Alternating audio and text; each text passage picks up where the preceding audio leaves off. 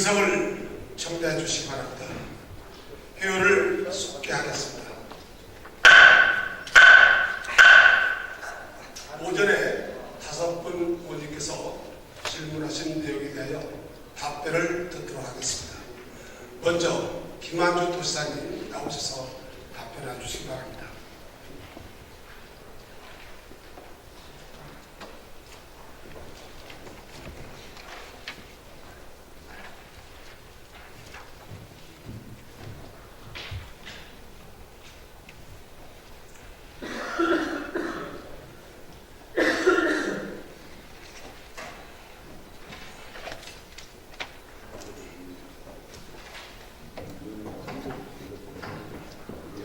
네, 어제 오늘 의원님 질의에 대해서 답변드리도록 하겠습니다. 먼저 김종철 의원님의 질의부터 답변드리도록 하겠습니다. 의원님께서 먼저 교육법무과 법무팀의 변호사 채용 필요성에 대해서 질의해 주셨습니다.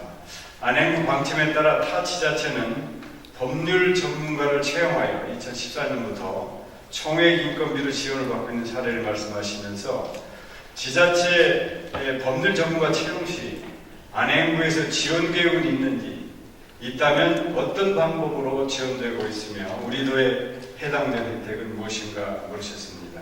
안행부에서 2013년도에 총액 인건비 산정 시 변호사 채용 인력이 포함되어 있습니다. 그러나 지방자치단체에서 법률가 전문가 채용 시 안전행정부로부터 별도의 재정적 지원이나 혜택이 있는 것은 아닙니다. 총액 인건비 범위 내에서 정원 증원과 채용은 지자체가 자율적으로 적용하는 것입니다. 두 번째, 안행부 지원에 따라 타 지자체들은 임기제 공무원으로 채용하였고 광역에서도 변호사를 채용해 법무 및 성무 업무를 수행하고 있다고 하시면서 우리도에서 이 상황에 대해서 구체적으로 알고 있을 필요가 있다고 하시면서 타 시도의 법무팀 변호사 채용 현황과 담당 업무에 대해서 물으셨습니다. 현재 우리 도와 울산시를 제외하고는 15개 시도가 법무팀의 변호사를 채용하여 운영하고 있습니다. 담당 업무는 계약, 행정심판, 소송 업무 등 각종 법률 자문을 맡고 있다는 점을 말씀을 드립니다. 세 번째, 로스쿨로 인해서 변호사 수가 증가해 현실적 비용으로 전문가를 채용할 수 있게 돼서 지방자치단체로서도 좋은 기회라고 하시면서 변호사 채용에 대한 의견을 물으셨습니다. 우리 도에는 감사관 등 두 분의 변호사가 근무하고 있으며 공무변호사 7명을 위촉해서 운영 중에 있습니다. 공무변호사 수요가 많은 것은 계약 업무와 소송 업무라고 보는데 계약 업무와 소송 업무는 공무변호사 7명에 의해서 활발하게 운영되고 있어서 현재로서는 특별한 문제가 없습니다. 앞으로 소송이 더 늘어나거나 행정 수요가 발생하게 된다면 법무팀 변호사 채용도 검토해 보도록 하겠습니다. 다음, 치매 요양병원 확대 필요성에 대해서 질의해 주셨습니다. 고령화 사회에서 치매로 자유로운 사람은 없으며 앞으로도 수명은 늘어나고 건강이 따라주지 않는 현상이 계속되면 국민 대다수가 요양병원을 찾게 될 것이라고 하시면서 우리들의 경우 요양병원에서 마지막 생을 마감하는 인원은 도내 인구비를 봤을 때 어느 정도인가를 물으셨습니다. 요양병원에서 마지막 생을 마감하는 인원은 도내 인구 대비 0.2%로 파악되고 있습니다.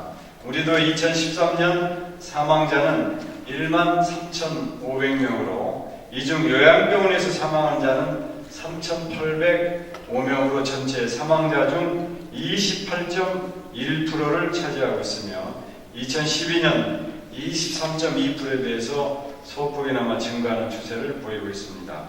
앞으로 요양병원에서의 사망자는 지속적으로 증가할 것으로 판단되며 이는 핵가족에 따라서 가정에서의 돌봄이 어려운 추세가 반영된 결과로 보입니다. 다음 두 번째, 공공치매 요양병원 확대 필요성에 대해서 질의하셨습니다.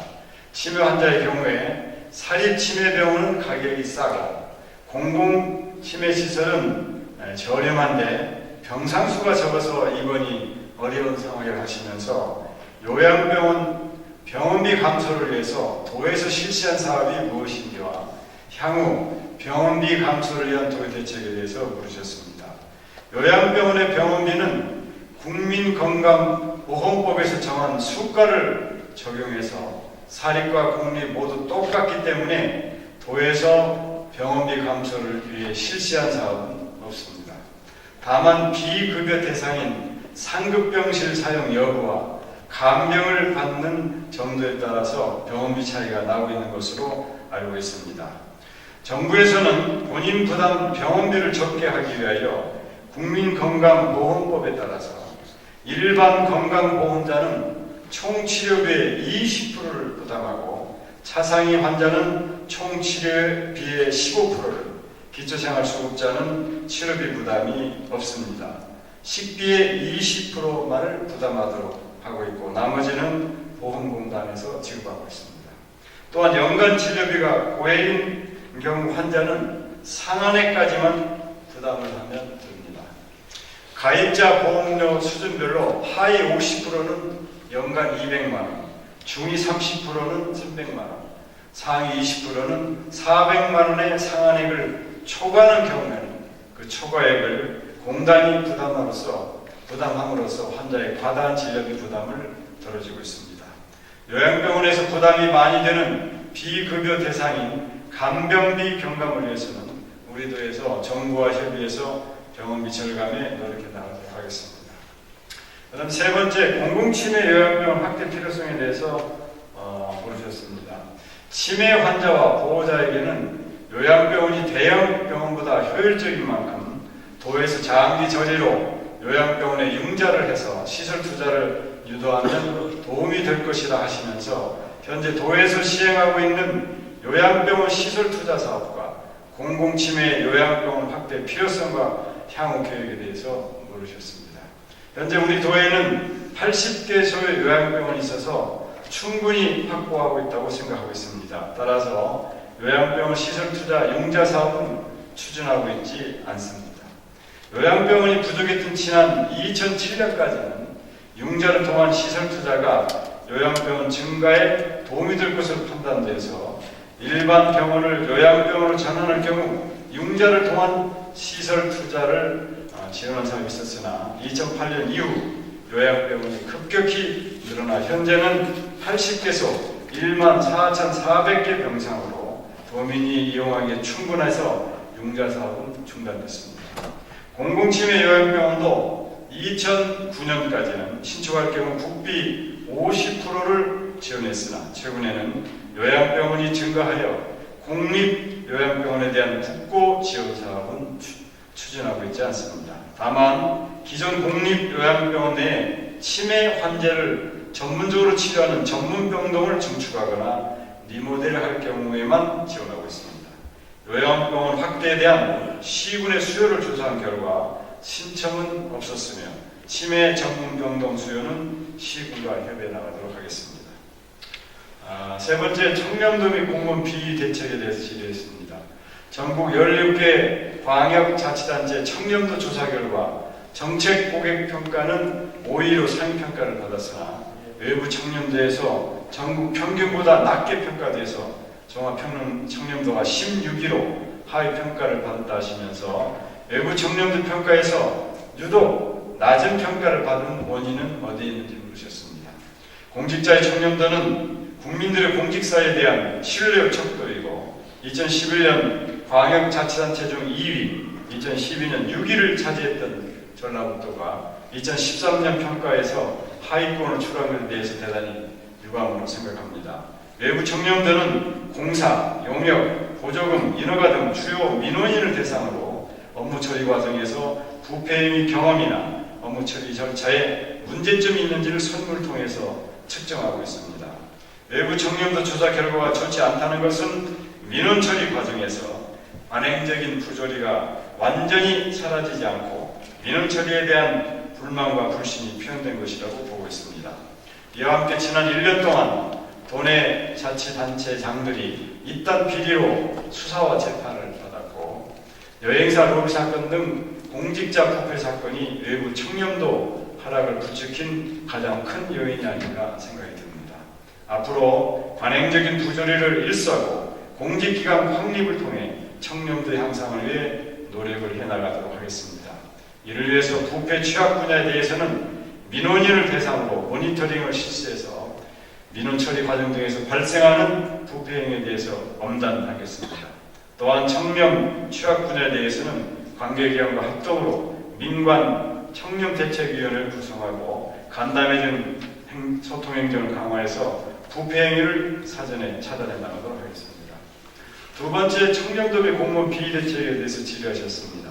우리도가 청렴도가 낮은 데는 공무원의 비징계 비율이 전국에서 가장 높은 것도 한몫 있다고 하시면서 이 같은 전라북도 공무원 비징계는 해마다 지적되고 있는 사항임에도 시정되고 있지 않다고 하시면서 도에서 추진한 공무원 비징계 감소를 위한 노력과 근무 계획에 대해서 물으셨습니다. 우리 도의 공무원 비징계 비율이 높은 것은 엄격한 공직기관 확립과 청렴한 공직문화 정착을 위한 노력의 과정에서 발생한 것입니다.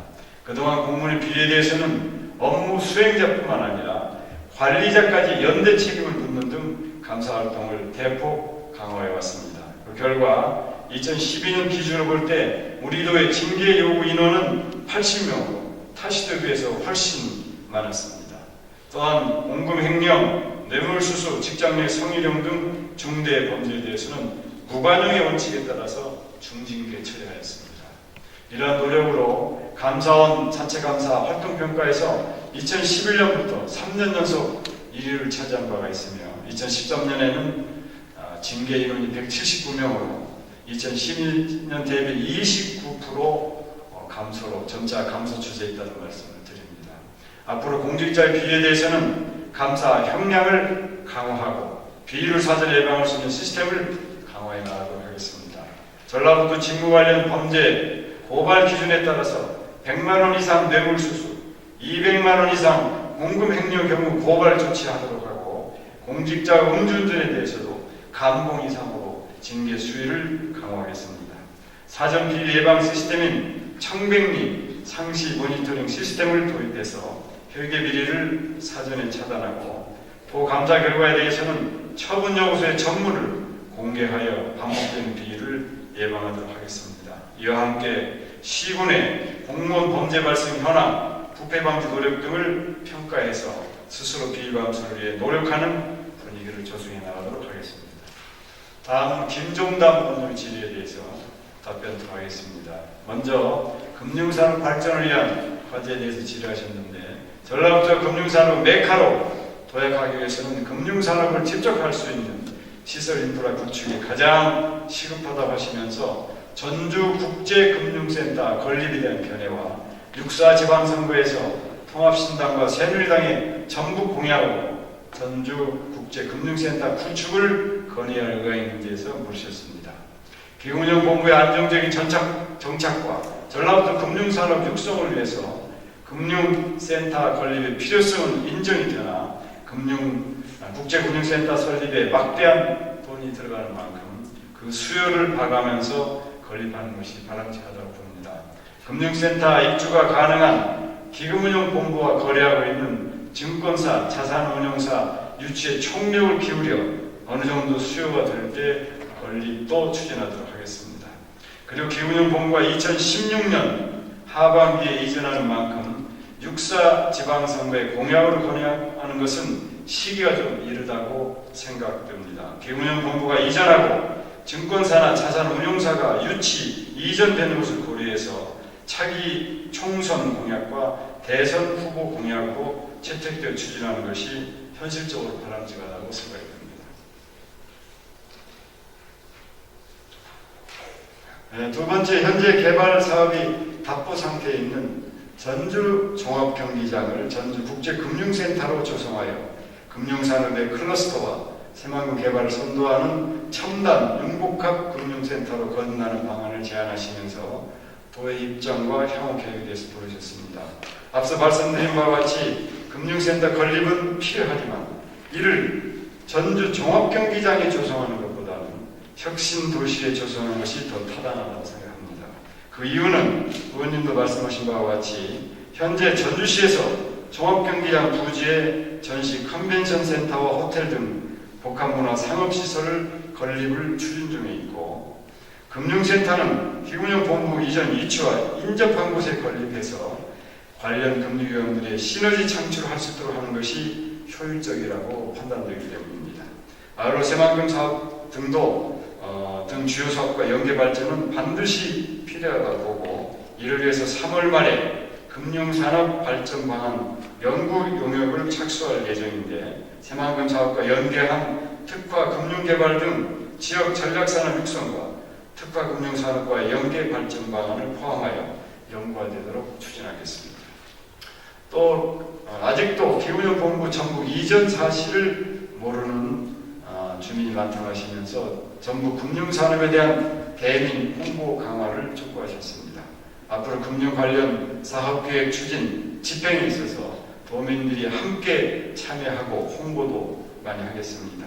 특히 금융산업 발전, 연구 용역을 추진하는 과정에 도내 전문가를 비롯 많은 도민들의 의견을 수렴하도록 하고, 구체적인 내용도 도민들과 공유하고 적극 알리는 등 홍보를 철저히 해나가도록 하겠습니다. 두 번째, 만경강 동진강 생태하천 조성에 따른 주민 보상 대책에 대해서 물으셨습니다. 익산 지방국도발전에서 추진하고 있는 만경강 동진강 환경정비 사업과 관련해서 이미 지자체에서 조성한 하천변에 휴식 공간이 제대로 활용되고 있지 않고 예산이 낭비되는 사례를 지적하시면서 만경강 동진강 환경정비 사업이 4대강 지류 지천 개선 사업과 차별성이 무엇이냐, 4대강 지류 지천 정비 사업의 폐단을 충분히 검토했는지를 물으셨습니다. 먼저 의원님께서 지적하신 지자체 하천변 휴식 공간 활용에 대해서 말씀드리겠습니다. 전국적으로 생태하천 보건 사업이 많이 진행되면서 대체적으로 지역 주민들의 호응이 높고 이용률이 증가하고 있으나, 일부 지자체 사업의 경우 친수 공간이 잘못 설치되어서 활용도가 떨어진 경우도 발생하고 있습니다. 그러나 만경강 동진강 생태하천 사업은 4대강 사업의 폐단을 충분히 검토하여 습지 조성 등 생태하천 보건을 위주로 추진하고 있고, 인근의 집단 취락이 형성된 지역에 한하여 체육시설, 산책로, 자전거 도로 등 최소한의 친수 공간을 조성하고 있어 우려하시는 예산 낭비 사례는 발생하지 않을 것으로 보고 있습니다. 다음은 만경 동진강 하천 정비 사업과 4대강 지류 지천 사업과의 차별성에 대해서 말씀드리겠습니다. 지난 정부에서 대규모 국책 사업으로 추진한 4대강 사업에 우리도 구간이 포함되지 않아서 우리도에서 중앙정부에 수차례 건의한 결과 2009년도부터 총 1조 9,075억 원을 투자하여 하천 생태보건, 환경개선, 친수공간 조성 등을 추진하게 됐습니다. 기존의 4대강 사업은 대형 수중보 설치, 대규모 하상 준설로 인하여 많은 논란이 있었습니다만, 4대강 사업의 폐단을 고려하여 만경 동진강 환경정비 사업은 대형 수문이나 하상 준설을 전혀 포함하지 않고 수변 생태 공간, 자전거도, 산책로 등 친수 공간을 조성하는 친환경적 하천 보건 사업으로 추진하여 기존 4대강 사업과는 근본적으로 다르다는 말씀을 드립니다.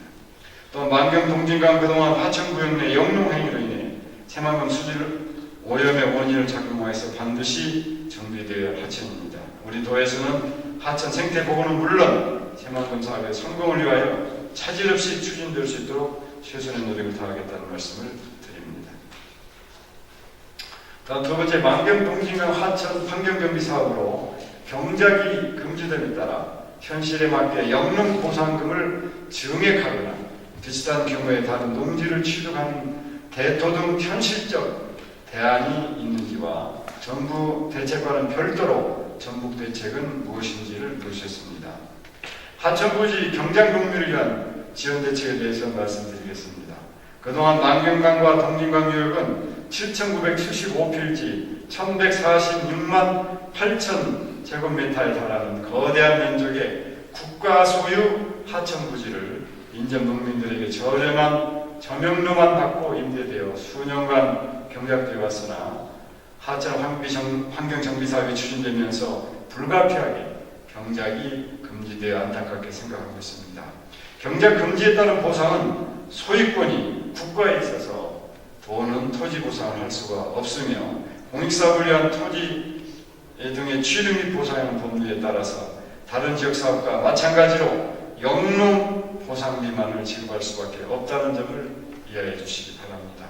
우리 도에서는 사업 시행청과 긴밀히 협의하여 특용 작물 재배 입증 자료 제출 시 추가적인 영농 보상을 받을 수 있도록 하며 특히 영농 보상이 누락되는 사례가 없도록 최우선 지원하고 영농 보상비 상한액 확대 지급 방안 등을 정부에 다각적으로 건의하겠습니다.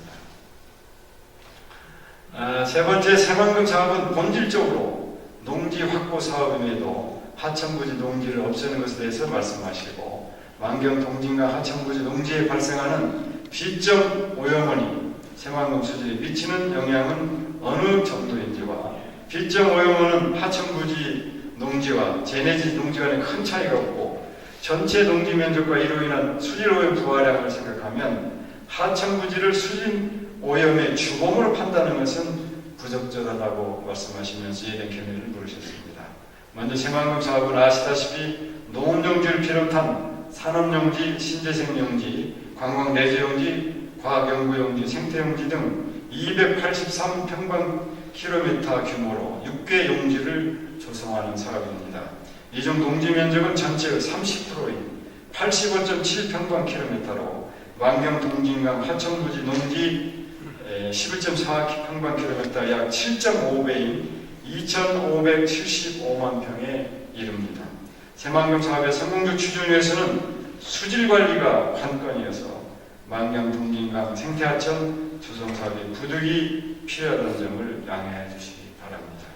다음으로 만경강 동진강 하천부지 농지에서 발생하는 비점 오염원은 환경부 용역 결과 총인 발생은 1일 75.7kg으로 조사된 바가 있습니다.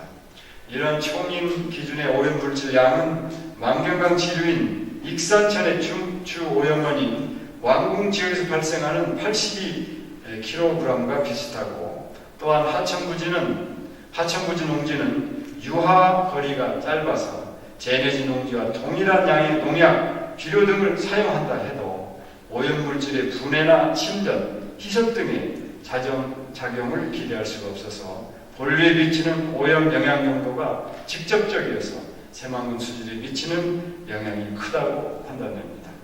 다음으로 하천부지 농지의 관리 필요성에 대해서 말씀드리겠습니다. 만경강 동진강 하천부지가 수질 오염의 주범은 아닐지라도 우리 도는 2015년 새만금 수질 중간평가를 앞두고 있어서 새만금 수질 관리를 위해서는 점 오염뿐만 아니라 토지 등에서 발생하는 비점 오염의 관리 등 어느 한 부분도 소홀히 할 수 없다는 것이 도의 기본 인식입니다. 또한 앞서 말씀드린 바와 같이 새만금 수질에 미치는 영향이 왕궁 지역과 비슷하여 새만금 수질 개선을 위해서는 하천부지 농지에 대한 특별 관리 방안이 필요하다는 점을 이해해 주시기 바랍니다. 다음은 악취 관리 지정에 대해서 질의하셨습니다.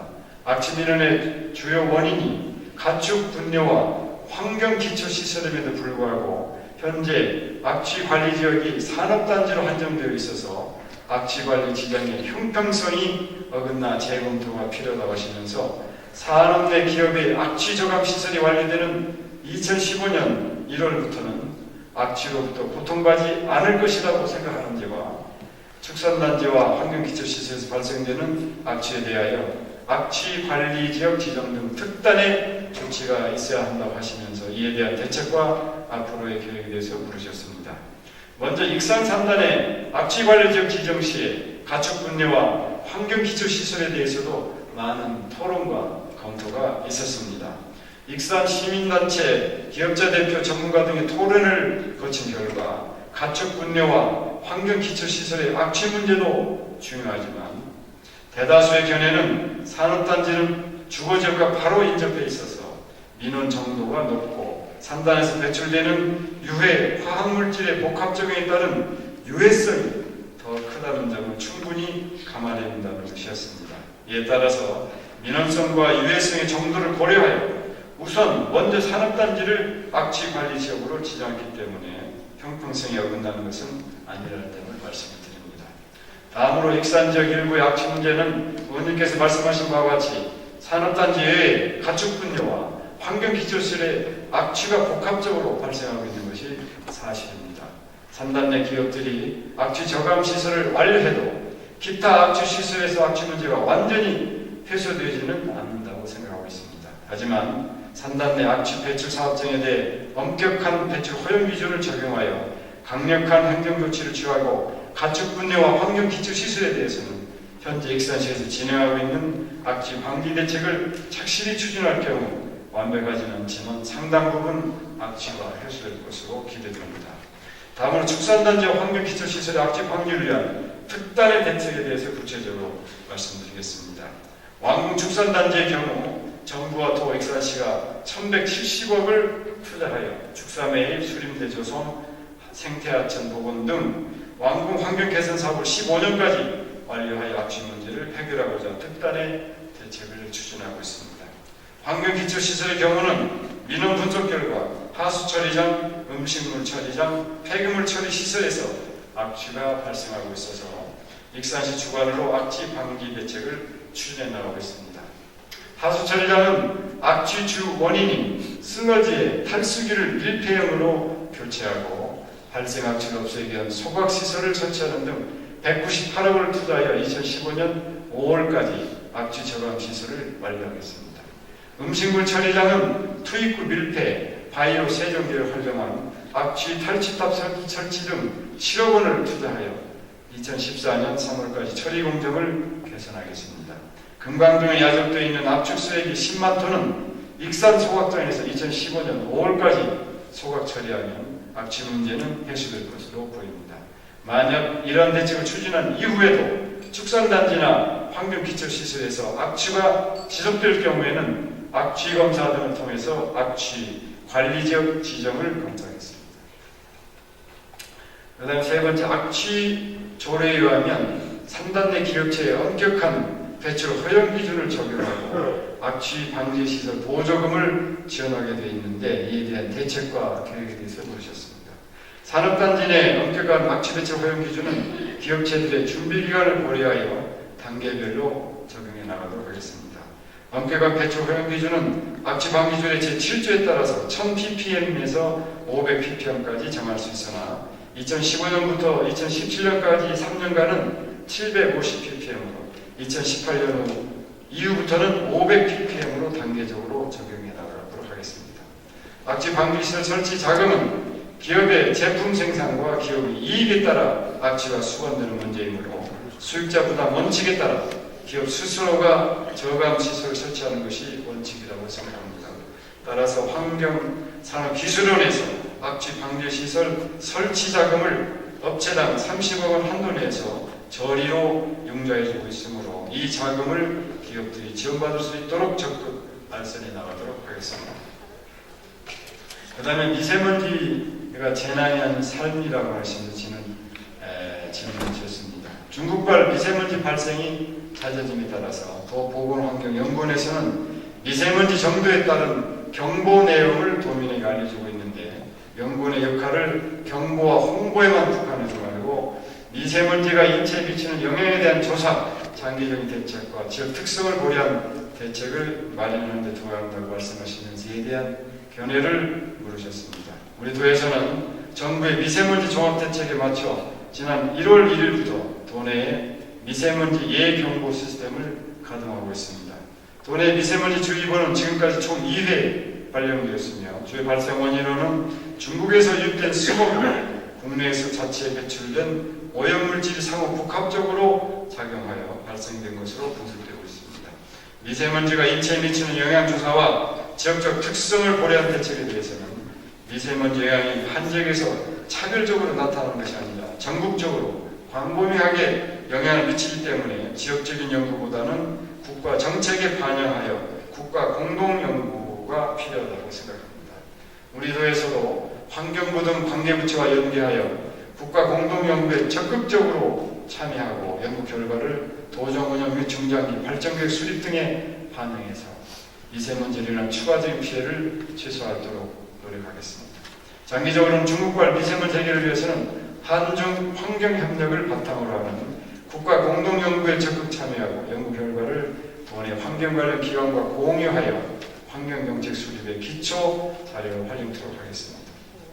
다음은 측정망이 설치되지 않은 8개 시군은 정확한 경보 발령 정보를 제공받지 못하는 문제가 있으나 올해 측정망 설치를 위해 편성된 예산은 7천만 원에 불과해 많은 어려움이 예상되므로 점점 심해지는 미세먼지 농도를 감안한다면 하루빨리 예산 확보에 총력을 기울여야 한다면서 어떤 계획이 있는지 물어줬습니다.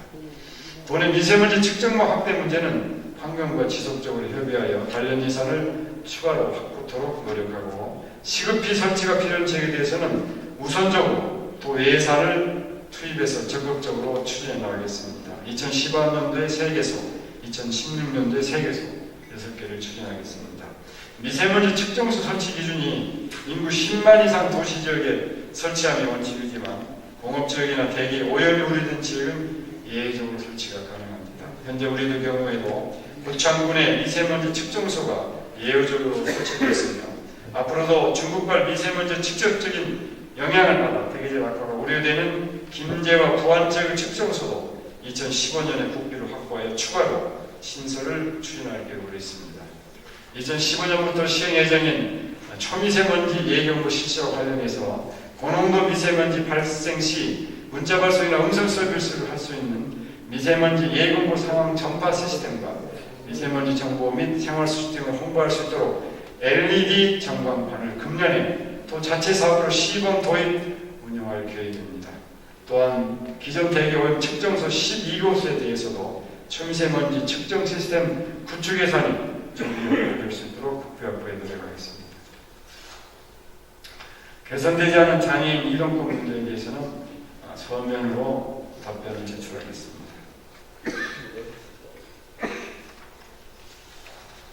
다음은 이상현 원인 질의에 대해서 답변토록 하겠습니다.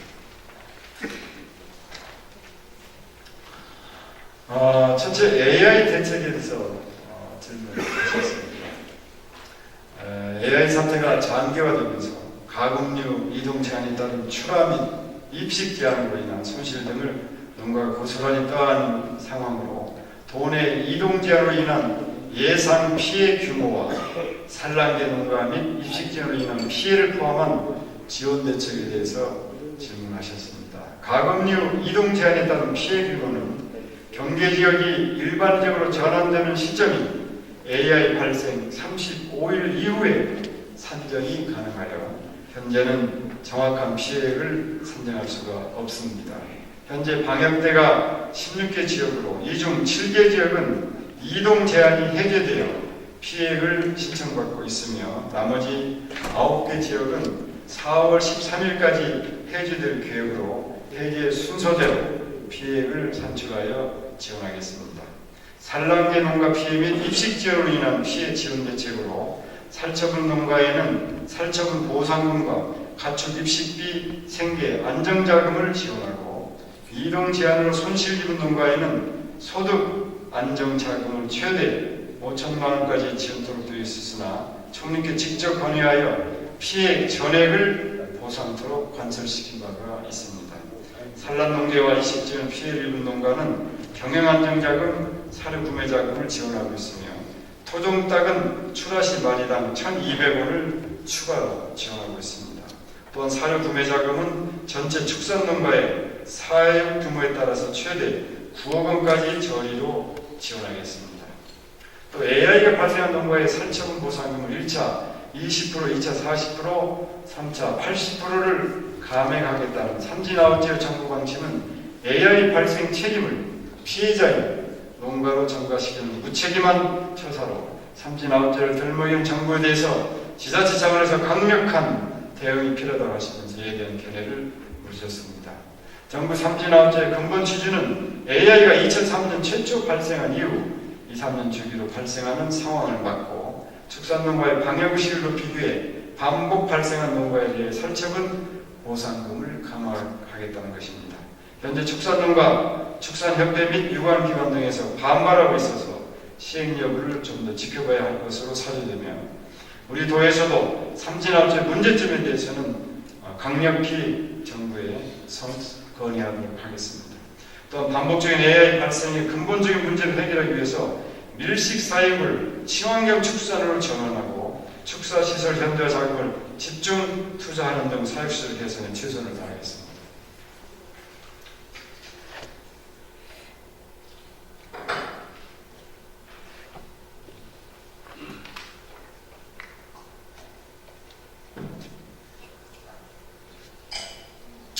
방역처소 설치 비용 및 AI 사치금 보상금 등 AI 관련 지자체 예산 부담이 가중되고 있는 상황에서 전액 국비 지원 확대가 여의치 않는다면 시군비의 절반은 도비 부담으로 대체해야 마땅하다고 하시면서 이에 대한 전략부터 계획은 무엇인지 물으셨습니다.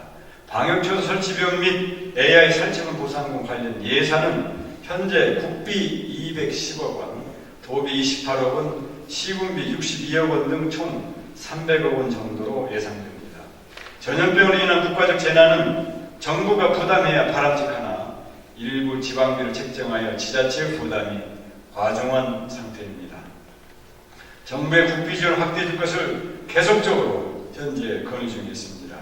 지방비 중 도비 부담분에 대한 타시도 상황을 보면 충남도를 비롯한 4개 시도는 우리도와 같이 도비 30%를 정하고 있으나 경기도 및 충북도는 도비를 전혀 부담하고 있지 않은 상태입니다. 우리도의 재정 여건상 도비를 30%를 지원할 수밖에 없음을 양해해 주시기 바랍니다. 그 다음에 2008년 국책사업을 건립한 인수공동전염병연구소 가동 첫 해인 올해 국비 115억 원 요청에 24억만을 배정받아 장비와 인력, 운영비 부족 등으로 기능을 제대로 살리지 못하고 있어 예산 확보를 위한 전략부터 대응이 필요하다고 하시면서 농림축산식품부에서 AI 대응 연구개발을 위해서 167억 원의 투자 계획을 밝힌 바 있으니 이를 계기로 연구소 관련 예산 확보 등 도의 대응 계획과 의지에 대해서 물으셨습니다. 인수공동전염병연구소는 전북대학교 산학협력단 소속으로 2008년부터 2013년까지 교육부 예산 371억 원을 지원받아 2013년 12월 건축공사를 완료하였습니다. 건축공사 이후 연구소 운영이 필요한 2014년 예산 115억을 전북대학교에서 교육부에 요구하였으나 교육부 본 예산의 10억만 계산돼서 추가 예산 확보를 위해서 도내 정치권 전북대학교와 공동 대응하여 국회 심의 과정에서 14억을 증액하여 24억을 확보한 바가 있습니다. 참고로 의원님께서 말씀하신 농식품부에서 발표한 AI 대응 연구 개발을 위한 167억 원 투자 계획은 산하기관인 농림축산검역본부가 15년 김천으로 이전하면서 자체 추진할 예정이라는 말씀을 드립니다. 앞으로 도내 정치권 및 전북대학교에 협력해서 인수공동전염병연구소가 본연의 연구를 수행할 수 있도록 추가 국가인 예산 확보에 적극적으로 노력하겠습니다. 또한 의원님께서 AI 사치분 제한을 반복하지 않으려면 공장형 축산에서 친환경 축산으로 축산 정책 기조를 과감히 전환해야 한다고 하시면서 동물 복지에 초점을 맞춘 지속 가능한 친환경 축산 시스템을 구축하여 도내 축산물의 고급화와 이미지 제고에 선제적으로 나서야 할 시점인데 이에 대한 견해와 계획에 대해서 물으셨습니다. 정부에서는 동물 복지 실현과 친환경 축산물 생산을 위해 공장형 축산에서 친환경 축산으로 전환하고 있습니다. 그러나 축산농가는 많은 시설비와 생산비 투자에도 불구하고 소득이 증가되지 않아 참여도가 낮은 것이 현실입니다. 친환경 축산의 확대를 위해서는 이러한 수익 구조의 문제를 해결하기 위한 방안 마련이 절대적으로 필요합니다. 우리 도에서는 친환경 축산에 인한 비용 증가분에 대해서는 풀사료 생산 확대 사업 등으로 생산비를 절감하고 친환경 축산물 인증제 등 친환경 축산 시스템을 구축하여 도내 축산물의 고급화와 이미지 제고를 추진하겠습니다. 또한 친환경 축산물이 높은 가격에 판매될 수 있도록 소비자 홍보를 집중 강화하도록 하겠습니다. 다음에는 동북권 균형 발전 사업에 대해서 질의하셨습니다. 동북권 균형 발전 사업이 민선 4기 이후 4번의 사업 조정을 거치면서 대폭 축소되었으며 남원시의 경우 총 18개 사업 중 중단 사업이 5건이고 남원 연수원 관광지 사업의 경우 추진율이 3%로 저조한 것은 전라북도가 실질적인 지원을 하지 못한 것으로 보여준다고 하시면서 그동안 부진 사업에 대한 향후 대책에 대해서 물으셨습니다. 민선 4기 이후 동북권 발전 사업 조정에 대해서는 어제 김대섭 의원님 답변으로 가름하겠습니다. 남원시 동북권 사업의 추진 현황에서 말씀드리면 플로라 밸리 조성 사업 등 총 18개 사업에 총 7,078억 원이 사업 계획입니다. 이 중 스몰대 보건 및 주변 정비 사업 등 7개 사업이 완료되었고 지방산업단지 조성 등 5개 사업은 중단되었으며 현재 식품산업 클러스터 등 6개 사업은 계속 추진 중입니다. 먼저 중단된 5건의 사업에 대해서 말씀드리겠습니다. 지방산업단지 조성 사업과 동북권 물류유통단지 조성 사업은 사업 주체인 LH가 과도한 부채로 인해서 사업 축소로 투자가 불가피하게 취소됐습니다. 지리산 공원 레포트 단지 조성 사업은 관련 근거법 미제정으로 국비 지원이 불투명하여 취소된 바 있습니다. 또한 허브 연구센터 건립은 직영구 공모사업 대상에서 제외됐고 농업용 LED 실증 단지는 사업 실효성 부족으로 중단됐습니다. 다음으로 부진 사업으로 지적하신 4건에 대해서 말씀드리겠습니다. 고랭지 파프리카 원예단지 조성과 수출 멜론 명품화 육성 사업은 파프리카와 멜론을 남원의 주력 수출 품목으로 육성하기 위해서 당초 계획보다 총사업비와 사업기간을 늘려서 전략적으로 추진하는 사업으로 현재는 사업기간을 늘린 기간을 본다면 정상적으로 추진되고 있습니다. 또 식품추호산업 클러스터 조성 사업은 당초 계획인 미꾸라지 양식장과 가공공장 조성 사업 등 1단계 사업이 완료됨에 따라서 2013년부터 사업비를 추가 투자하여 치어 생산 및 양식 연구비를 지원할 사업으로 정상적으로 추진되고 있습니다. 다만 남원 연수 관광지 조성 사업의 경우 문체부 협의 시 지나치게 사업 규모가 크다는 의견에 따라서 사업 규모를 축소하고 도시계획 변경 절차를 이행 중에 있어서 절차 완료 후에 사업이 정상적으로 추진되도록 하겠습니다. 동북권 사업의 실효성을 거두기 위해서는 도의 재정적, 행정적 지원과 시군의 추진 의지가 필요합니다. 우리 도에서는 지난 10월 동북권 발전위원회를 통해 매년 시군의 균등 배분하는 사업비를 공정률에 따라 차등 지원하도록 확정하였으며 향후 전문가 등의 의견을 통해서 인센티브 페널티를 부여하는 방안을 마련할 계획입니다. 또한 올 하반기에 동북권 사업에 대해서 사업의 효과 및 향후 관리 방안 등 종합적인 컨설팅을 실시하여 동북권 사업 예정 계획대로 차질 없이 추진될 수 있도록 해나가겠습니다. 그 다음에 신발전지의 지원 기준이 현실에 맞지 않게 너무 높아서 실제적인 혜택이 없다고 지적하시면서 현재 전북도에서 추진하고 있는 신발전지역 투자 촉진 지구 지정 사업 중 남원 3 농공단지와 지방 3단에 대한 신발전지역 추진 계획에 대해서 물으셨습니다. 신발전지역 육성을 위한 투자 촉진 특별법에 따라 남원, 진안 등 동북권 6개 시군에 투자를 촉진시키기 위해서 2011년 4월에 신발전지역 종합발전구역으로 지정하고 구역 내에 투자 촉진지구 11개소, 발전 촉진지구 15개소를 지정 대상으로 선정하여 지구 지정을 추진하여 왔습니다.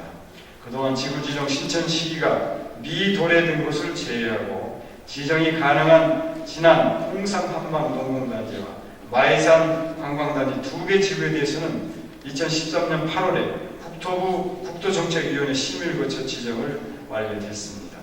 지구지정 기본 요건이 엄격하고 100억 이상 투자 기업만 세금 감면 혜택을 부여하고 있어서 전국적으로 충북 2개와 우리도 2개 지구만 지정되어 있는 상황입니다. 의원님께서 말씀하신 남원 3 농공단지와 일반 산업단지도 준공되어 기본 요건에 부합되면 투자 촉진 지구로 지정될 수 있도록 적극 추진하겠습니다. 남원 3 농공단지는 단지 조성이 완료되는 2015년 6월 이후 지구 지정을 신청할 예정이며 남원 일반 산업단지는 현재 사업계획 수립 및 승인 절차가 진행 중에 있으며 2020년 일반 산업단지 조성이 완료되는 즉시 남원시와 협의해서 투자 촉진지구 지정을 추진하겠습니다. 또한 신발전 지역 투자 촉진지구 지정 기준이 현실에 맞지 않게 너무 높다는 의견에 대해서는 지정 조건이 완화될 수 있도록 중앙부처에 건의하여 실효성 있는 정책이 될 수 있도록 노력하겠습니다. 다음 전라북도 행복 생활권이 교육, 일자리, 복지, 의료, 문화 등 주민 생활권과 연계된 사업 위주로 설계된 점은 바람직하지만 동북권 낙후의 주 원인인 국책사업 발굴을 소홀히 했다는 점을 지적하시면서 동북권이 정부 정책 들러리가 되지 않도록 지역 행복 생활권과 동북권 발전 전략을 위한 국책사업 발굴 등 전라북도 육성 의지에 대해서 물으셨습니다. 지역 행복 생활권 정책은 계획 수립과 의사결정 체계가 상향식 구조로 바뀌어서 지역의 자율적인 의사가 가장 중요합니다. 우리 도에서는 이러한 정부 정책에 적극 대응하기 위해서 전라북도 발전 여건에 부응한 권역별 특화 발전 전략을 수립하고 정부에서 제일 먼저 생활권을 중심으로 4개 권역을 구성 완료했습니다. 또한 도와 전관련 중심으로 정부 방침에 맞춰 생활권 연계 협력 사업과 전국의 성장 거점 육성을 이끌 생활권별 중장기 전략서로 나누어서 사업 발굴을 추진 중에 있습니다. 현재까지 남원시와 관련된 사업 발굴 현황에 대해서 설명드리면 먼저 남원을 중심으로 한 동남부 생활권 전략 사업으로는 임실 남원간 국도 신설 및 확포장 사업 4,160억과 동북권 발효식품 벨트 사업 등 총 9건을 발굴하였습니다. 또한 동남부 생활권 연계 협력 사업으로는 발효 농식품 신육자 산업밸리 조성 200억과 남원시 중앙도서관 건립사업 72억 등 총 6건이 발굴되었고 남원시 단독사업으로는 일반 문산업종 개발사업 200억 등 총 9건이 발굴되었던 점을 말씀드립니다. 현재 이것은 완료된 게 아니고 발굴 추진 중에 있다는 사업임을 말씀드립니다. 의원님께서 말씀하신 동북권 사업 발굴이 중추 도시권 등 서부권보다 부족한 점에 대해서 말씀드리겠습니다. 이는 중추 도시권과 서부권 사업에 이미 정부 계획으로 확정된 대규모 SOC 사업인 1조 700억 규모의 전주 중추권 도시 일반 철도망 구축 사업과 6,420억 규모의 지역 공약 사업인 부창대교 건설 사업이 포함되어 있어서 사업비가 동북권보다 상대적으로 많아 보이기 때문에 그렇습니다. 또한 동북권 생활권 연계 협력 사업비가 상대적으로 적은 이유는 정부의 생활권 연계 협력 지원 사업이 대부분 공모 형태로 진행되는 사업이어서 동북권 시군에서 시군 및 매칭 부담을 고려하여 주로 주민의 삶의 질 향상과 관련된 소규모 사업 위주로 신청했기 때문입니다. 다만 현재까지 발굴된 지역 행복 생활권 사업은 최종 확정된 것이 아니고 전 관련해서 발굴 중인 사업이 일부 언론에 공개된 것입니다. 지역 행복권 생활권 사업은 전반년 중심으로 6월 말까지 계속 발굴할 예정이며 현재 동북권에 대해서는 SOC 등 대규모 사업을 추가로 발굴 중에 있어서 추가 발굴 사업이 완료되면 서부권과 어느 정도 균형이 맞춰질 것으로 보고 있습니다. 동북권 개발 사업은 우리도가 정부에서 처음으로 낙후지역을 개발하기 위해서 시작한 사업으로 사업 시행 초기 사업 조정 과정에서 사업 규모 축소 등 일부 혼란이 있었던 것은 사실입니다. 하지만 민선 4기부터 동북권 상생 발전이라는 큰 틀에서 동북권 특성을 고려하여 남원 공무원교육원 등 5개 사업소를 동북권에 이전하였으며 2011년에는 3천억 규모로 동북권 특별회계를 조례로 보장하는 제도적 장치를 갖추었고 민선 6기에도 동북권 사업이 안정적으로 추진될 수 있도록 금년 6월까지 동북권 발전 마스터 플랜을 수립 중에 있습니다. 또한 금년 초부터 동북권의 대규모 국책사업 발굴을 위해 전반년 국책사업 발굴단 내 동북권 포럼을 별도로 구성해서 장기 플랜을 수립 중에 있습니다. 앞으로 동북권 포럼을 중심으로 500억 이상 예타 대상 사업 등 대형 국책사업을 꼭 발굴하여 동북권 성장 동력 창출 및 지역 균형 발전이 이루어질 수 있도록 적극 추진해 나가겠습니다. 다음은 판선, 뱀산골 공영터미널과 인도 설치에 대해서는 서면으로 제출하도록 하겠습니다.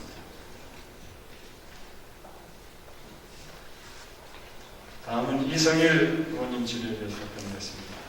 민선 6기 인수인계와 관련해서 도민의 만족도가 높거나 지역발전을 위해서 꼭 필요한 시책은 민선 6개도 지속적으로 추진돼야 한다고 하시면서 정책 고객 등을 대상으로 한 의견 수렴 및 인계 TF 구성 등을 통해서 인계 인수 사안을 정하여 민선 6개에 반영하는 것에 대한 필요성에 공감하는지와 이를 실행 의향이 있는지를 물으셨습니다.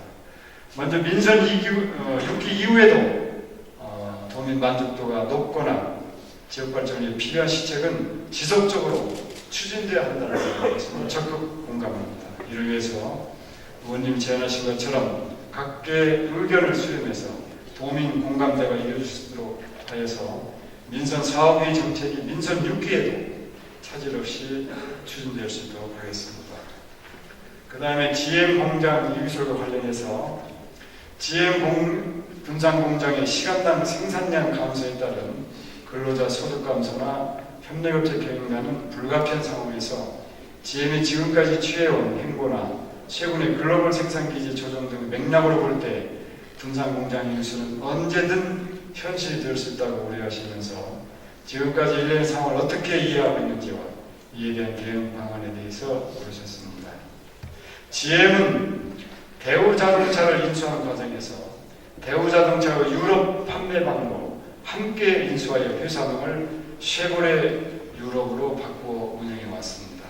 그런데 쉐보레 유럽에서 판매하고 있는 쉐보레는 유럽 시장에서 시장 점유율을 1%도 넘기지 못해서 매년 3, 4천억씩 적자를 보이고 있습니다. 이에 따라 GM은 유럽 시장에서 쉐보레 차종을 철수키로 결정하였고 쉐보레를 주로 생산하고 있는 군산 공장에 상당한 타격을 입고 있는 상황입니다.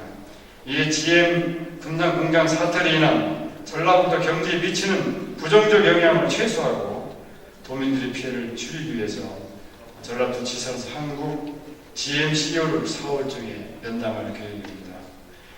이때 GM 사태에 대한 대책을 충분히 논의해서 그 결과를 알려드리도록 그렇게 하겠습니다. 그 다음에 포트홀 피해 및 도로 보수에 관련해서 도로 포장의 포트홀이 전국적으로 8만 5천 개소가 발생하고 보수 비용이 105억이라는 막대한 예산이 투입되고 있으며 우리 도도 최근 3년간 56억 원이 투입되고 있는 상황으로 서울시 도로포장 실천 10개명의 사례를 참고해서 전라북도 차원의 포트폴 저감 대책을 마련할 것을 주문하셨습니다. 먼저 우리 도의 포장도로 관리 현황에 대해서 말씀드리겠습니다. 우리 도에서는 국도 1821km, 지방도 1552km, 시군도 2563km 등 총 5936km의 포장도로가 있습니다. 계절적 기온 변화와 총차량 첨가 등으로 인하여 도로 파손이 많이 발생하고 있는 현실입니다. 우리 도는 도로의 성능 개량과 안전성 제고를 위해서 포트폴 보수 도시유기 등 도로 포장 유지 보수에 익산분리국토관리청과 시군과 협력해서 3년 연평균 230억씩 예산을 투자하고 있습니다. 의원님께서 지적하신 포트폴 저감 대책에 대해서 말씀드리면 도내에서는 연평균 1만 3천여 건의 포트폴이 발생하고 있는데 포트폴 보수에만 매년 10억 정도를 투입하고 있으며 이는 전체 유지관리비의 5%를 차지하고 있습니다. 또한 우리 도에서는 5명의 응급복구팀을 상시 운영하여 포트폴 발생 시 최선 신속하게 조치하고 있습니다. 포트폴이 많이 발생하는 해변기 집중 호우 시에는 인력과 장비를 확대하여 집중적으로 특별 관리하고 있습니다. 아울러 우리 도는 도로유지 관리에 대한 중요성을 인식하여 금년도에 관련 예산을 대폭 증액하였습니다. 12년도에 34억 원 수준이었던 도로유지 관리 예산을 50% 이상 증액하여 현재는 올해는 51억 원의 예산을 투자하고 있으며 시군에도 도로유지 관리 예산을 증액할 수 있도록 유도해 나가겠습니다. 앞으로도 우리 도는 매년 도로 건설비의 20% 이상을 유지관리 사업비로 확보하여 도로의 성능 개량 및 유지관리를 위해 최선의 노력을 다하겠습니다. 의원님께서 말씀하신 서울시 도로관리 사례를 살펴보면 서울시에서는 도로포장 실천 10개명이라는 기치 아래 포트폴 24시간 내 보수, 부실 시공 업체에 대한 원스트라이크 아웃, 도로 포장공사 실명제 도로 모니터링을 운영하고 있습니다. 이 중에서 도로 포장 실명제, 도로 파손 행위 엄중 단속, 공사장 안전관리 강화 등은 우리 도에서도 시행 중에 있습니다. 다만 우리 도에서 시행하고 있지 않은 원 스트라이크 아웃 도로 모니터링 운영 등은 우리 도에서도 도입하도록 하겠습니다.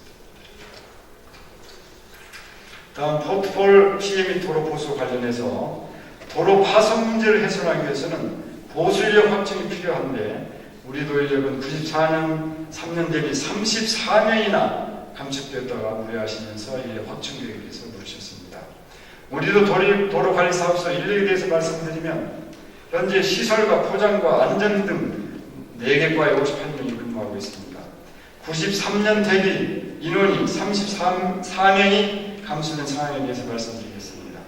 93년도에는 사업소가 자체적으로 아스콘을 생산하고 로더, 굴삭기 등 건설기계 임대 사업을 시행하여 많은 인력이 필요로 하였으나 이후 2개 사업의 실효성이 없어서 사업을 중단하게 되었으며 그동안 인력 위주로 운영하던 제설 사업 등을 현대식 장비를 확충함으로써 자연스럽게 인력이 감소된 것입니다. 앞으로 우리 도는 자동화에 따른 인력 수요가 많이 줄었지만 도로 확충 상황에 따라서 수요가 증가하는 만큼 인력과 장비도 점진적으로 확충해서 도로 유지 관리에 만전을 기하도록 하겠습니다. 이상으로 답변을 마치겠습니다.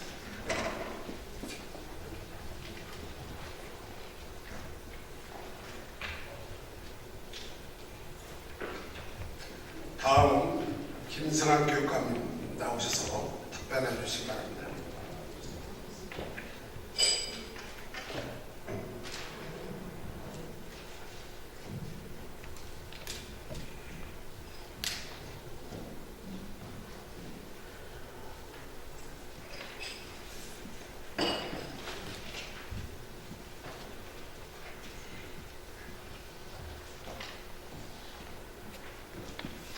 김종철 의원님 질문에 대해 답변 드리겠습니다.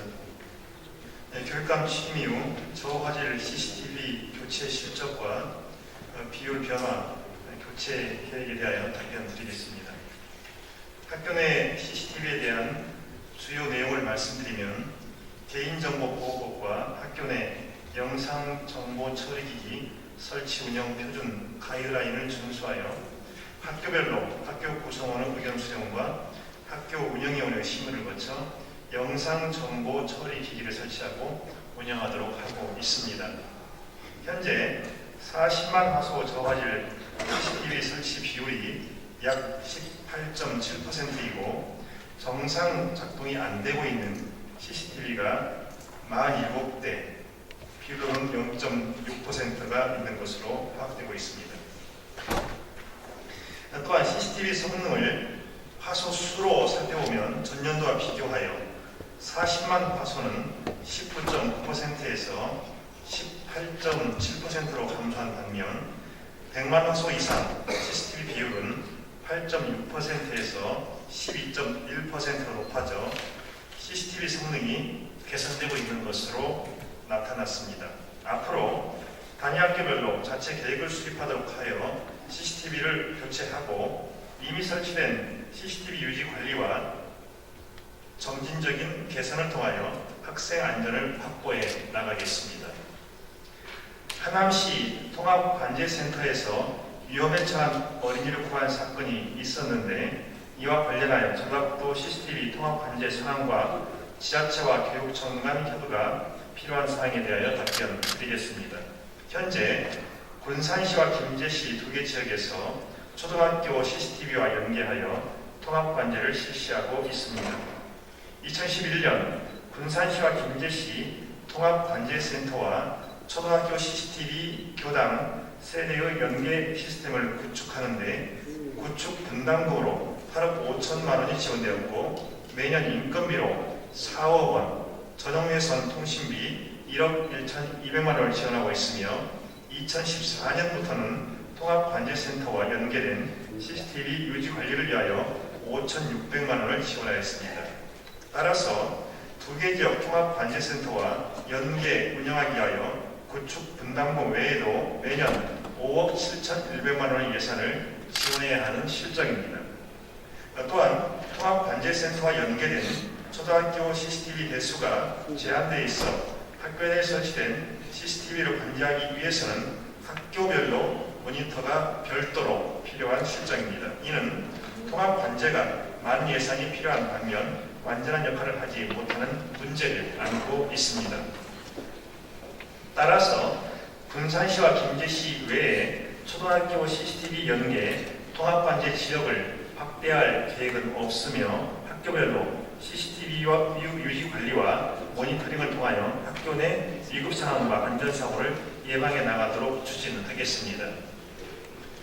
공기청정기보다는 화장실 청소를 자주 해야 한다고 생각하는데 현재 학교 화장실 청소는 어떻게 이루어지고 있으며 좀 더 청결하게 유지시켜줄 수는 없는지에 대하여 답변 드리겠습니다.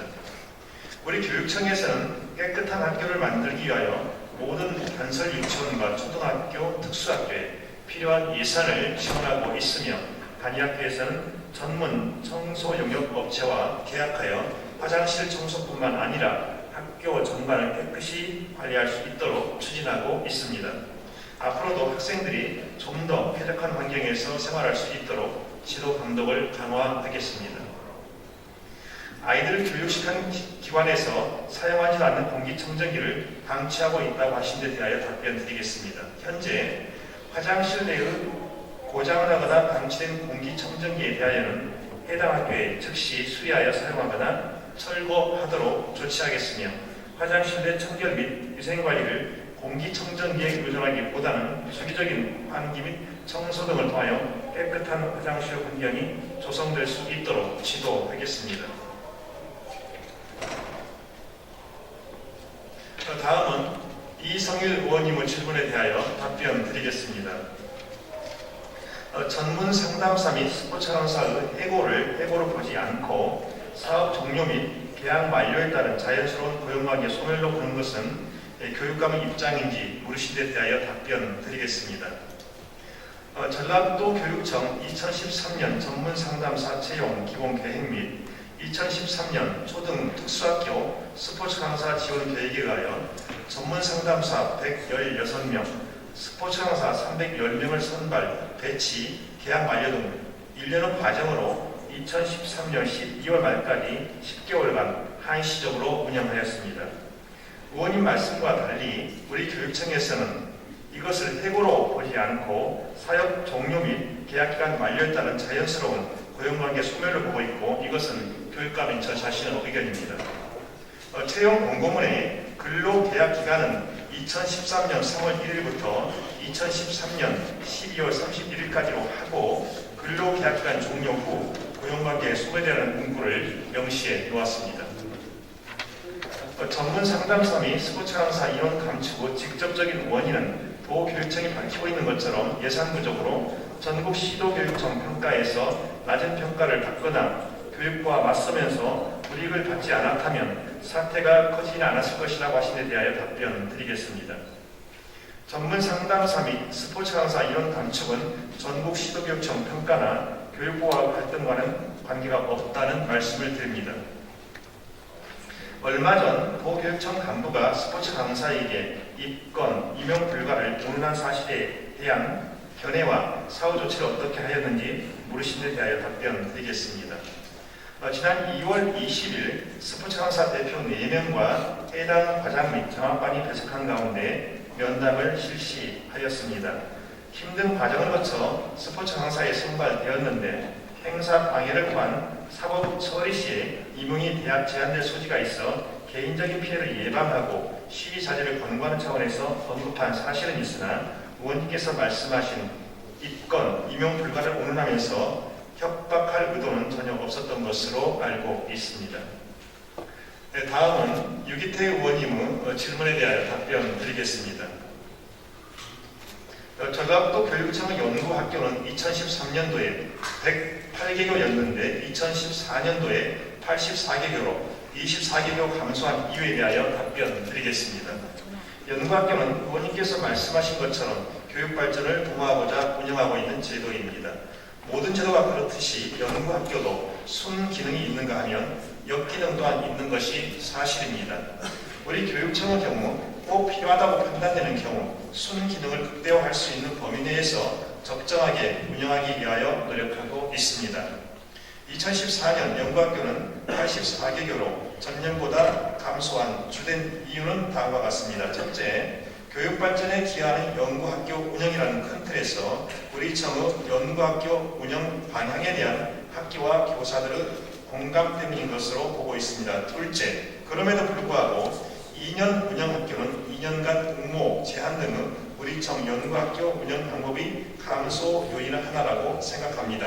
물론 평가, 우수학교에 한해서는 용모 제한 기간을 적용하지 않고 있습니다. 다만 참고사항으로 2012년 12월 11일자 국민권익위원회 제도 개선 공문 후 교육 분야 연구학교 운영의 투명성 제고 방안 권고에 따라 2013년부터 전라북도뿐만 아니라 전국적으로도 연구학교 수가 감소되어 가고 있습니다. 국민권익위원회의 시도교육청 주요 권고는 관리 감독 기능 범위 내로 연구학교 대폭 축소를 주요 내용으로 하고 있습니다. 다른 이유로는 중고등학교의 경우 연구학교 응모교가 저조하여 2013년의 경우 자유학기제 2개교, 성취평가 영역 1개교 등 3개 영역에 희망교가 없어 도교육청과 연구정보원이 학교와 협의 지정하였으며 2014년의 경우에도 고등학교 영역 중 3개 영역에 응모가 없어 초등학교 영역으로 전환하여 연구정보원이 학교와 협의 지정한 바 있습니다. 타 시도에 비해 교육부 지정 연구학교, 타기관 요청 연구학교, 도 지정 연구학교가 적은 이유에 대하여 답변 드리겠습니다. 현재 교육부가 직접 운영하는 교육부 지정 연구학교는 없는 상태이며 2014년도 교육부 및 타 부처 요청 연구학교에 우리 교육청은 80개교를 교육부에 요청하였으나 45개교만 반영되었음을 말씀드립니다. 또한 앞서 말씀드린 바와 같이 국민권익위원회 권고사항은 교육부와 시도교육청의 청렴도 평가 항목에도 포함되기 때문에 전라북도뿐만 아니라 전국적으로 연구학교 지정 학교 수를 줄여가고 있는 추세입니다. 이에 따라 우리 교육청은 연구학교 순기능을 살리는 방향으로 좀 더 신중하게 현장 목소리를 듣고 신축성 있는 운영을 해나가도록 하겠습니다. 지난해 교육위원회에서 2014년엔 연구학교를 도내 전체 학교 20%까지 확대하도록 노력하겠다고 답변한 것으로 알고 있으나 실제로는 오히려 감소했는데 연구학교 확대를 위해 어떠한 노력을 했으며 의회에서 답변한 내용과 상반된 결과를 가져온 이유가 무엇인지에 대하여 답변 드리겠습니다. 2014년에는 84개교 연구학교가 선정되어 2013년 108개교에 비해 24개교가 감소하였습니다. 이는 전국 연구학교 수가 2013년 1341개교에서 2014년에 1177개교로 전년 대비 164개교가 감소된 것과 같은 추세에 있다고 하겠습니다. 이는 국민권익위원회의 제도 개선 공문 이후 2013년부터 점차적으로 전국의 연구학교가 축소되어가는 추세와도 역시 맥을 같이 하고 있습니다. 앞서 말씀드린 바와 같이 2014년도 교육부 및 타부처 요청 신규 연구학교에 우리 교육청은 60개교를 신청하였으나 45개교만 반영된 부분도 연구학교 감소에 영향을 끼쳤습니다. 연구학교 순기능은 무시하고 역기능만 생각하는 것은 아닌지 또 의지가 없는 것은 아닌지 물으신 데 대하여 답변 드리겠습니다.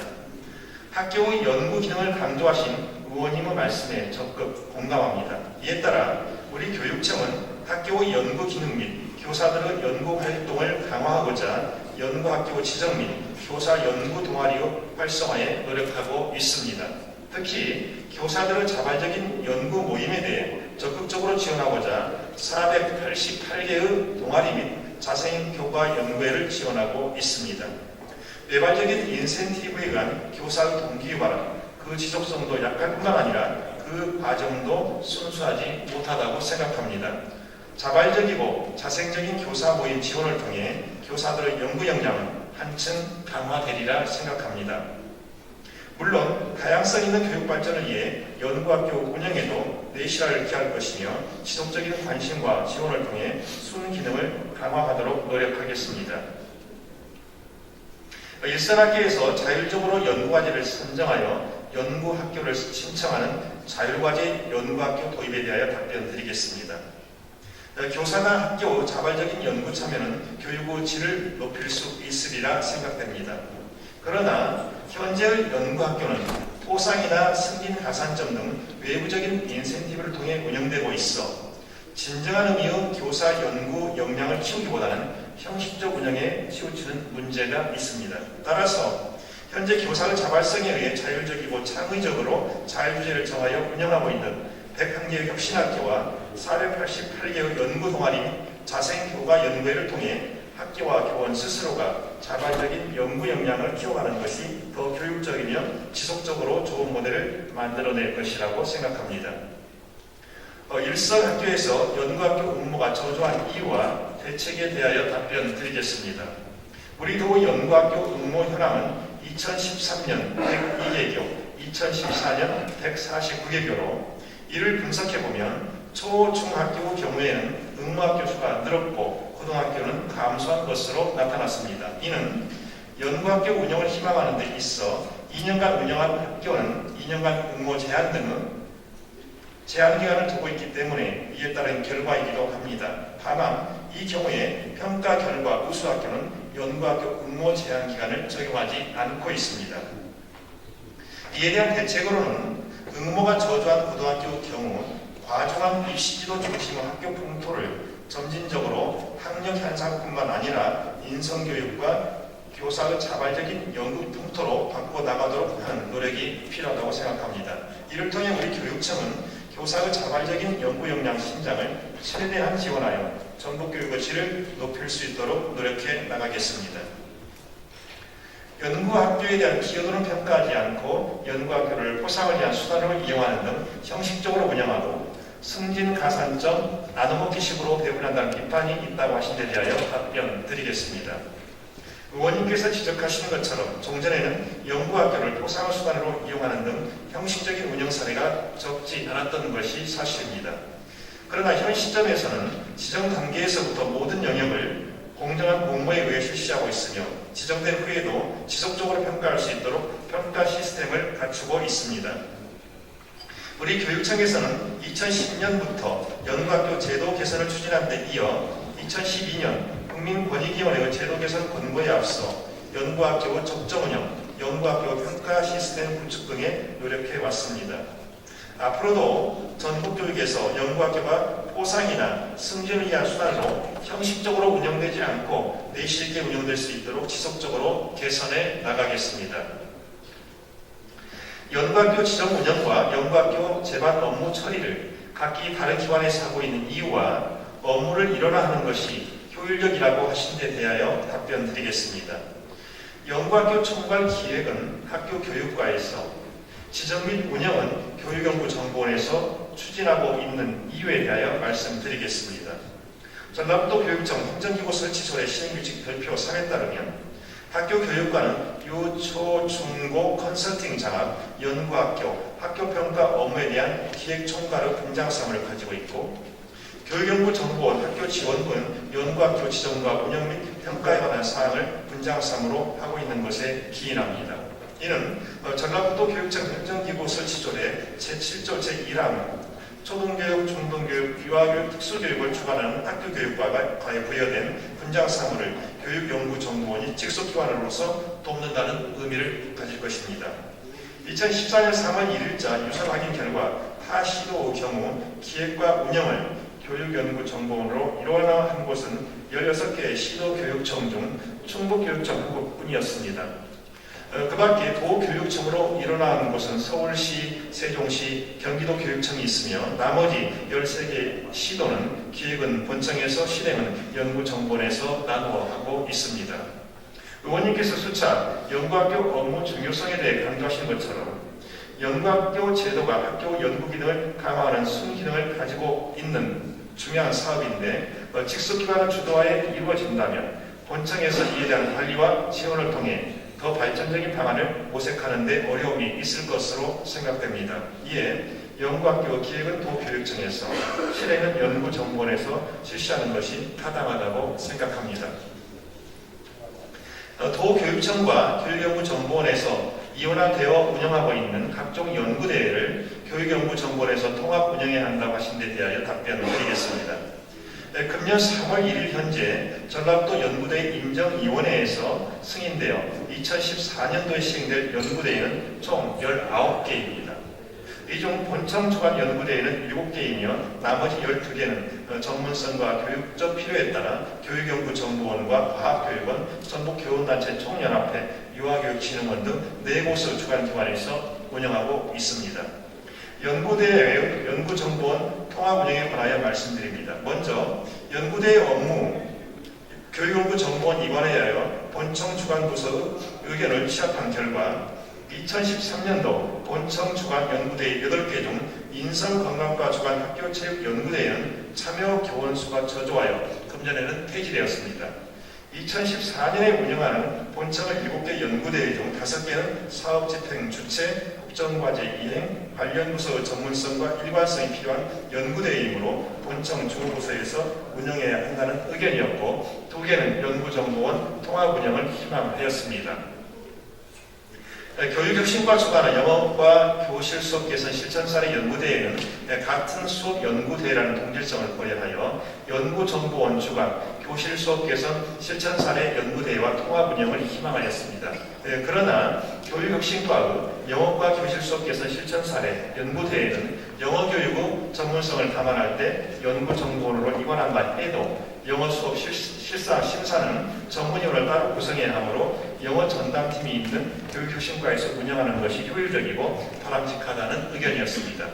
또한 미래의 인재과 진로교육 실천사례 연구 발표대회는 현장의 진로교육 우수 실천 사례를 발굴하여 전국대회 출품을 위한 도규모 대회 인정을 고려하여 교육연구정보원 이관을 희망하였습니다. 전라북도 연구대회 인정위원회에서 밝힌 연구대회 이관에 대한 교육연구정보원의 입장은 연구정보원의 과도한 업무, 운영의 효율성과 관련 부서 전문성, 성과에 대한 책임감과 부담감 등을 이유로 본청 연구대회는 본청에서 계속 운영하기를 희망하였고 연구정보원 이관 시 전문인력 배치 및 조직 개편 부담 등을 이유로 반대 의견을 피력하였습니다. 따라서 2014년에는 승인된 대로 운영해보고 문제가 도출되거나 연구정보원 이관 운영이 성과나 효율성 면에서 타당하다는 판단이 나올 경우 2015학년도에는 의원님께서 말씀해 주신 의견을 적극 반영하도록 하겠습니다. 3년간의 유예기간을 두고 준비했던 비경합지 전보에 대한 정책을 갑자기 변경한 이유와 교원들을 대상으로 실시한 여론조사에서 폐지 여론이 우세함에도 불구하고 여론과 정반대의 정책을 강행한 배경에 대하여 답변 드리겠습니다. 우리 교육청은 2010년 11월 17일 교육공동체의 요구에 따라 비경합지 전보 기준을 3년간의 유예기간을 두고 폐지하였습니다. 3년의 유예기간을 두었던 것은 폐지에 따른 보완책 마련을 위한 준비기간으로 2012년 3월부터 10월까지 전라북도 교육정책연구소에 보완대책 수립을 위해 연구과제를 의뢰하였고 학교 현장 방문, 권역별 간담회와 현장 간담회 등을 통해 교원과 지역사회 주민의 의견을 청취하였습니다. 그 결과 비경합지 폐지에 따른 보완책으로 군산시와 익산시를 제외한 9개 시군에 일정 기간 거주하며 교육 공헌도가 있는 교사에 대한 전보제도 개정의 필요성이 제기되었습니다. 또한 일부 시군 의회와 지역사회 및 학부모 등의 대책 마련 요구도 있어 2013년 12월 25일부터 11월 1일까지 전체 교원에 대한 설문조사를 실시하였으며 전라북도 교육청 인사자문위원회 자문과 인사위원회 심의를 거쳐 2013년 11월 29일 개정 공고하였습니다. 비경합지 전보에 관한 정책 변경 이유 중 하나는 전북과 무주지역 의회에서 비경합지 전보 규정 폐지를 반대하였고 이들 지역의 인사 규모가 약 190명으로 적어 미치는 영향이 크지 않다는 것이었는데 전북 무주의회만 중요하고 다른 시군 의회는 중요하지 않다는 것인지에 대하여 답변 드리겠습니다. 전라북도 14개 시군 지역 중 중요하지 않은 곳은 한 곳도 없습니다. 실거주교사 순환정보 인사관리 기준은 일부 지역 및 일부 교사에 국한되는 인사정책이 아니라 열악한 환경에서 농어촌 지역 교육에 헌신해온 교사들의 생활 안정을 지원하고 지역 교육의 균형 있는 발전을 촉진시켜 교육가족 모두가 만족하는 인사행정 지원을 위한 필요한 개정이었습니다. 5년 거주 요건을 갖추기 위해 실제 거주하지 않으면서 주소만 이전하고 있거나 일부 교사는 오랫동안 한 지역에 근무하면서 학교 경영을 좌지우지한다는 부정적인 시각이 있다고 하신 데 대한 견해와 대책에 대하여 답변드리겠습니다. 실거주 요건을 악용하는 사례를 방지하기 위해 농어촌 실거주교사 본인 각서 및 학교장 확인서와 배우자와 함께 등재되어 있는 주민등록 등본, 가족관계 증명서, 주소 이력이 명시된 주민등록 초본 등을 함께 제출받아 검증하고 있습니다. 또한 실거주 순환정보는 6년 만기시 같은 지역을 1일 지명할 수 있으나 서열이 안 될 경우에는 1년씩 2회 유예하다가 8년째는 지역을 달리하여 순환하도록 하여 학교 경영을 좌지우지할 수 있는 부정적 요소는 최대한 해소하였습니다. 그렇지만 실거주 순환 정보와 관련하여 발생할 수 있는 그만큼 문제점을 종합적으로 검토하고 이에 관한 대안을 강구해 나가도록 하겠습니다. 수업 시수가 많은 도시근무 교사에 비해 먼거리 통근 교사가 가산점이 많은 현행 체계에 대해 답변드리겠습니다. 일부 교사의 경우 도시 지역보다 수업 시수가 적고 출퇴근 거리가 가까우며 농어촌 가산점도 부여받을 수 있는 근거리 학교를 선호하고 있는 것이 사실입니다. 그럼에도 불구하고 도시지역 대규모 학교를 선호하는 교사도 많기 때문에 학교별 근속학력 가산점 조경표와 관련 가산점을 엄격하게 적용한 전보 서열에 따라 공정하고 투명하게 인사를 실시하고 있습니다. 향후 급변하는 교육 환경에 부응하는 교육 공동체 요구를 반영하여 인간 중심의 합리적인 인사 제도가 정착될 수 있도록 지속적으로 노력하겠습니다. 인사관리 기준 개정에 따라 교사들의 거리 가산점, 수업 시수 등 상대적 불이익에 대한 개선 방안에 대하여 답변드리겠습니다. 원거리 출퇴근 교사에 상대적인 전보 가산점을 부여하는 것과 교사권 업무인 수업 시수 많고 적음이 상대적인 불이익을 초래한다는 내용은 세부적인 내용 확인이 필요한 사항입니다. 다만 원거리 출퇴근 교사나 수업 시수가 상대적으로 많은 교사들의 불만은 교육력의 저하로 이어질 수 있으므로 종합적으로 검토하여 대안을 강구해 나가도록 하겠습니다. 학교폭력 미기재로 인해 훈포장 대상에서 제외된 퇴직 교원에 대해 어떻게 생각하는지와 훈포장을 다시 받을 수 있도록 어떤 노력을 할 것인지에 대해 답변드리겠습니다. 학교폭력 학생부 미기재와 관련하여 훈장을 받지 못한 퇴직 교원은 총 9명이며 우리 교육청에서는 2013년 2월 말부터 훈장 대상에서 제외된 퇴직 교원들이 훈장을 받을 수 있도록 교육부에 재추천하는 등 꾸준한 노력을 해왔습니다. 이와 관련하여 지난 2월 27일 대법원은 경기도 교육감이 교과부 장관을 상대로 제기한 직무유예 명령 취소 청구 소송에서 교육공무원들에 대한 교육부 징계 요구가 법적 효력이 있는지 헌법상 과잉금지 원칙을 위반하는지의 여부가 불명확한 상황에서 교육감의 방침에 따라 학생부 기재를 보류하는 것을 징계 사유로 삼을 수 없다는 이유로 징계 대상자들에 대한 징계 사유가 성립하지 않기 때문에 교육부가 경기도 교육감에게 내린 직무이행 명령은 위법하다고 판시하였습니다. 따라서 우리 교육청이 교육부 장관을 상대로 낸 직무이행 명령 취소 청구 소송에서도 경기도 교육청이 제소한 사건과 실체가 거의 동일한 사건이기 때문에 동일한 판결이 내려질 것으로 예상하고 있습니다. 앞서 말씀드린 것처럼 2월 27일 대법원이 경기도 교육감이 교과부 장관을 상대로 제기한 소송에서 관련 교육 공무원에 대한 징계 사유가 존재하지 않는다고 명확하게 판시하였습니다. 이에 따라 훈장 수여 거부 법적 정당성도 더 이상 존재하지 않게 되었습니다. 학교폭력 학생부 미기재와 관련한 교원들의 훈장 수여 문제가 금년 8월 말부터는 해소되고 기존에 훈장을 받지 못한 퇴직 교원들은 조속한 시일 내에 훈장을 받을 수 있도록 최대한 노력하겠습니다. 새롭게 시설 확충된 전주, 군산, 익산 특수교육지원센터 활용 계획에 대하여 답변드리겠습니다. 장애인 등에 대한 특수교육법 제11조에 따르면 특수교육지원센터에서는 특수교육 대상자의 조기 발견, 진단평가, 정보관리, 특수교육 연수, 교수 학습활동의 지원, 특수교육 관련 서비스 지원, 순회 교육 등을 담당하도록 규정하고 있습니다.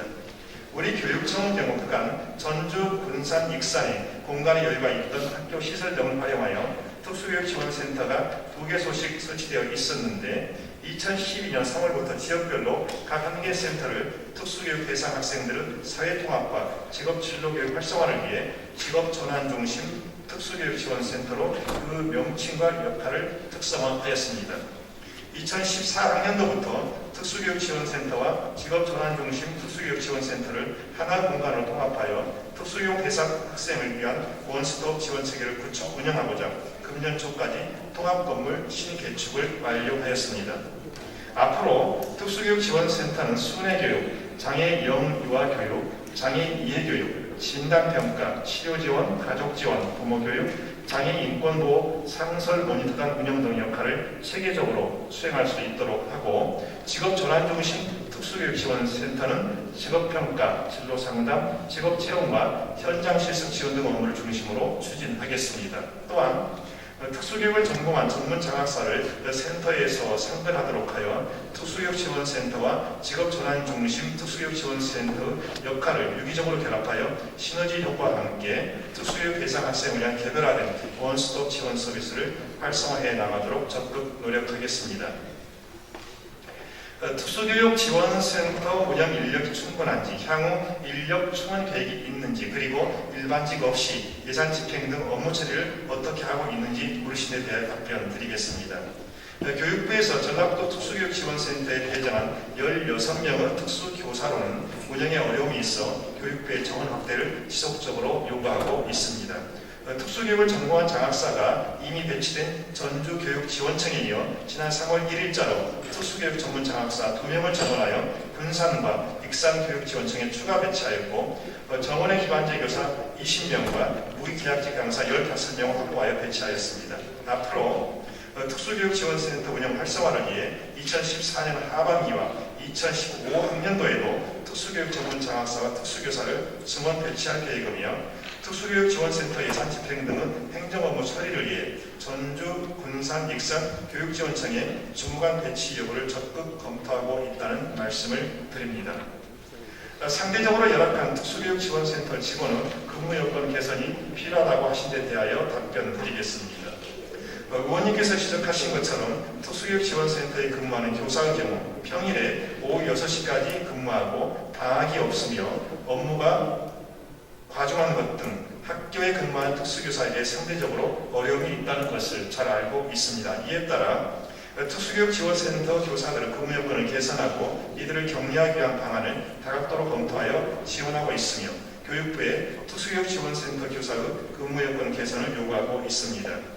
우리청 소속 특수교육지원센터 근무 교사들에 대하여 2013학년도에 순회교원 수당, 연가 보상비, 교직수당 가산금을 추가로 지급하였고 인사이동 시에 전보 가산점을 부여하였으며 교육감 표창과 특수교육지원센터 근무교사들을 위한 다양한 워크숍 운영 등을 통해 격려하고 있습니다.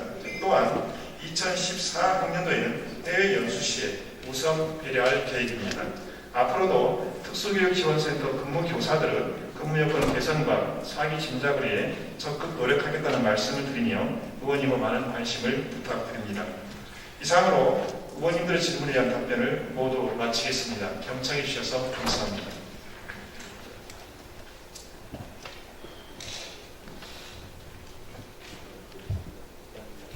김승환 교육감님 수고하셨습니다. 다음은 도지사와 교육감의 답변에 대한 보충 질문 시간입니다. 6.2 때 의원님께서 교육감님께 일문일답 방식으로 보충 질문을 신청하셨습니다. 보충 질문 시간은 답변을 포함해서 15분을 추가할 수 없습니다. 6.2 때 의원님 나오셔서 보충 질문을 해주시기 바라며 김승환 교육감께서는 답변해 주시기 바랍니다.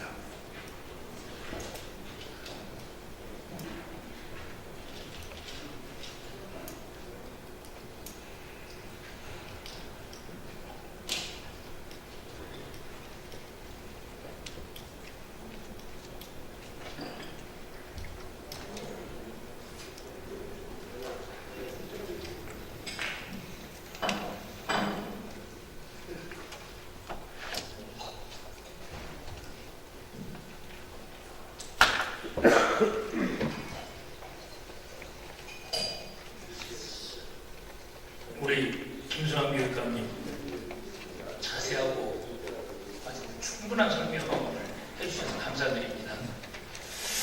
아마 부대 의회 마지막 정책 질의에 대한 답변이 되지 않을까 이렇게 생각이 되어지고요.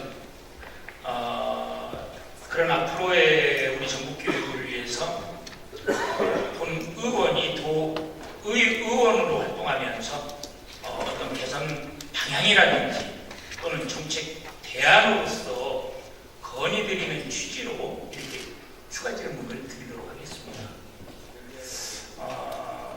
물론 모든 결정권은 우리 집행부인 교육감님께서 가지고 있겠지만 저 도의원으로서 집행부를 견제 감시하고 또 저희들도 대안으로 제시를 하는 그런 부분들은 아마 저희들이 해야 될 소일이라고 이렇게 생각이 되어집니다.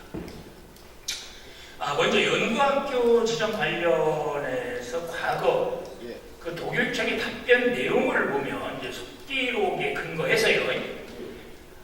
우리 국장님이나 부감님께서 289회, 그 다음에 290회, 296회 교육상임위원회에서 답변한 내용을 근거로 하면 당시보다 최소 20%까지는 확대를 하겠다. 그럼 20%라는 이야기는 전라북도 도내 학교 수가 760여 개 되거든요. 그럼 20%면 대충 한 150여 개 학교가 되겠습니다. 그죠? 예. 그리고 그 이후에 이제 조금 변동이 생기다 보니까 답변이 15%대에서 이렇게 운영을 하겠다. 5%는 줄었습니다. 그건 이제 296회 교육상임위원회에서의 답변 내용입니다. 그렇다라고 하면 이때의 답변을 근거로 한다면 최소한도 114교 정도가 운영되어져야 되거든요.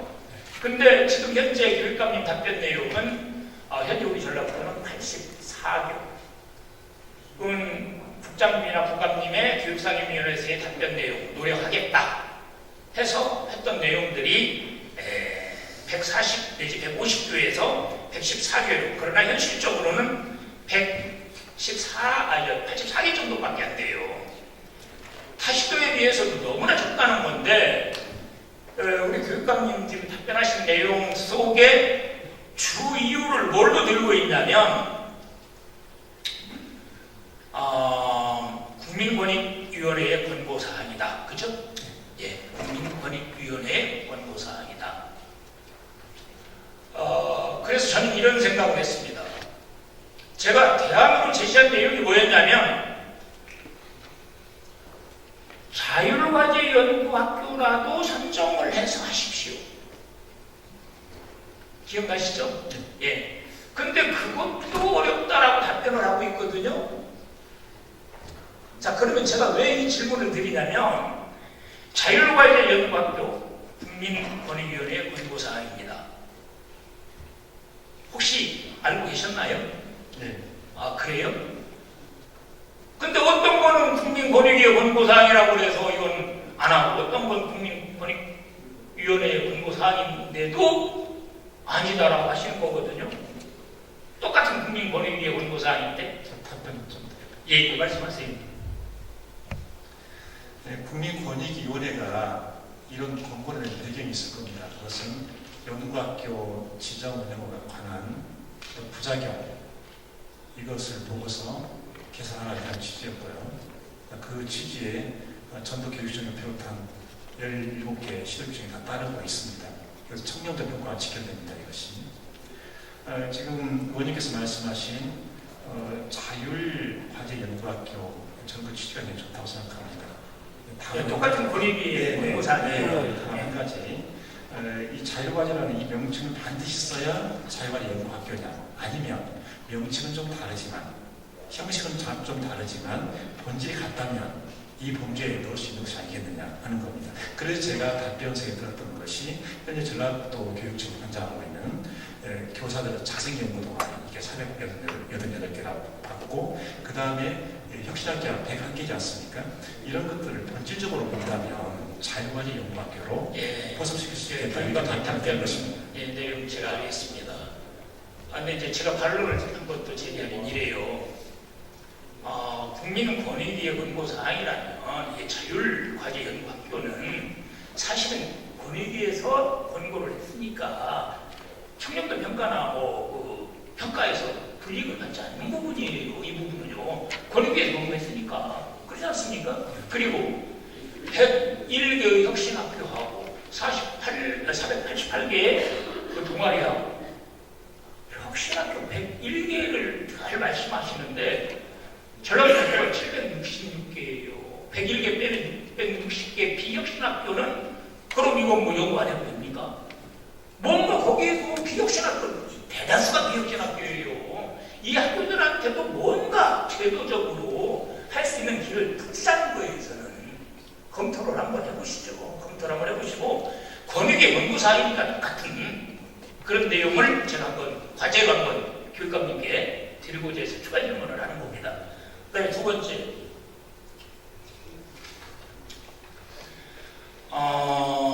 각종 연구대회 중에서 19개예요, 이게.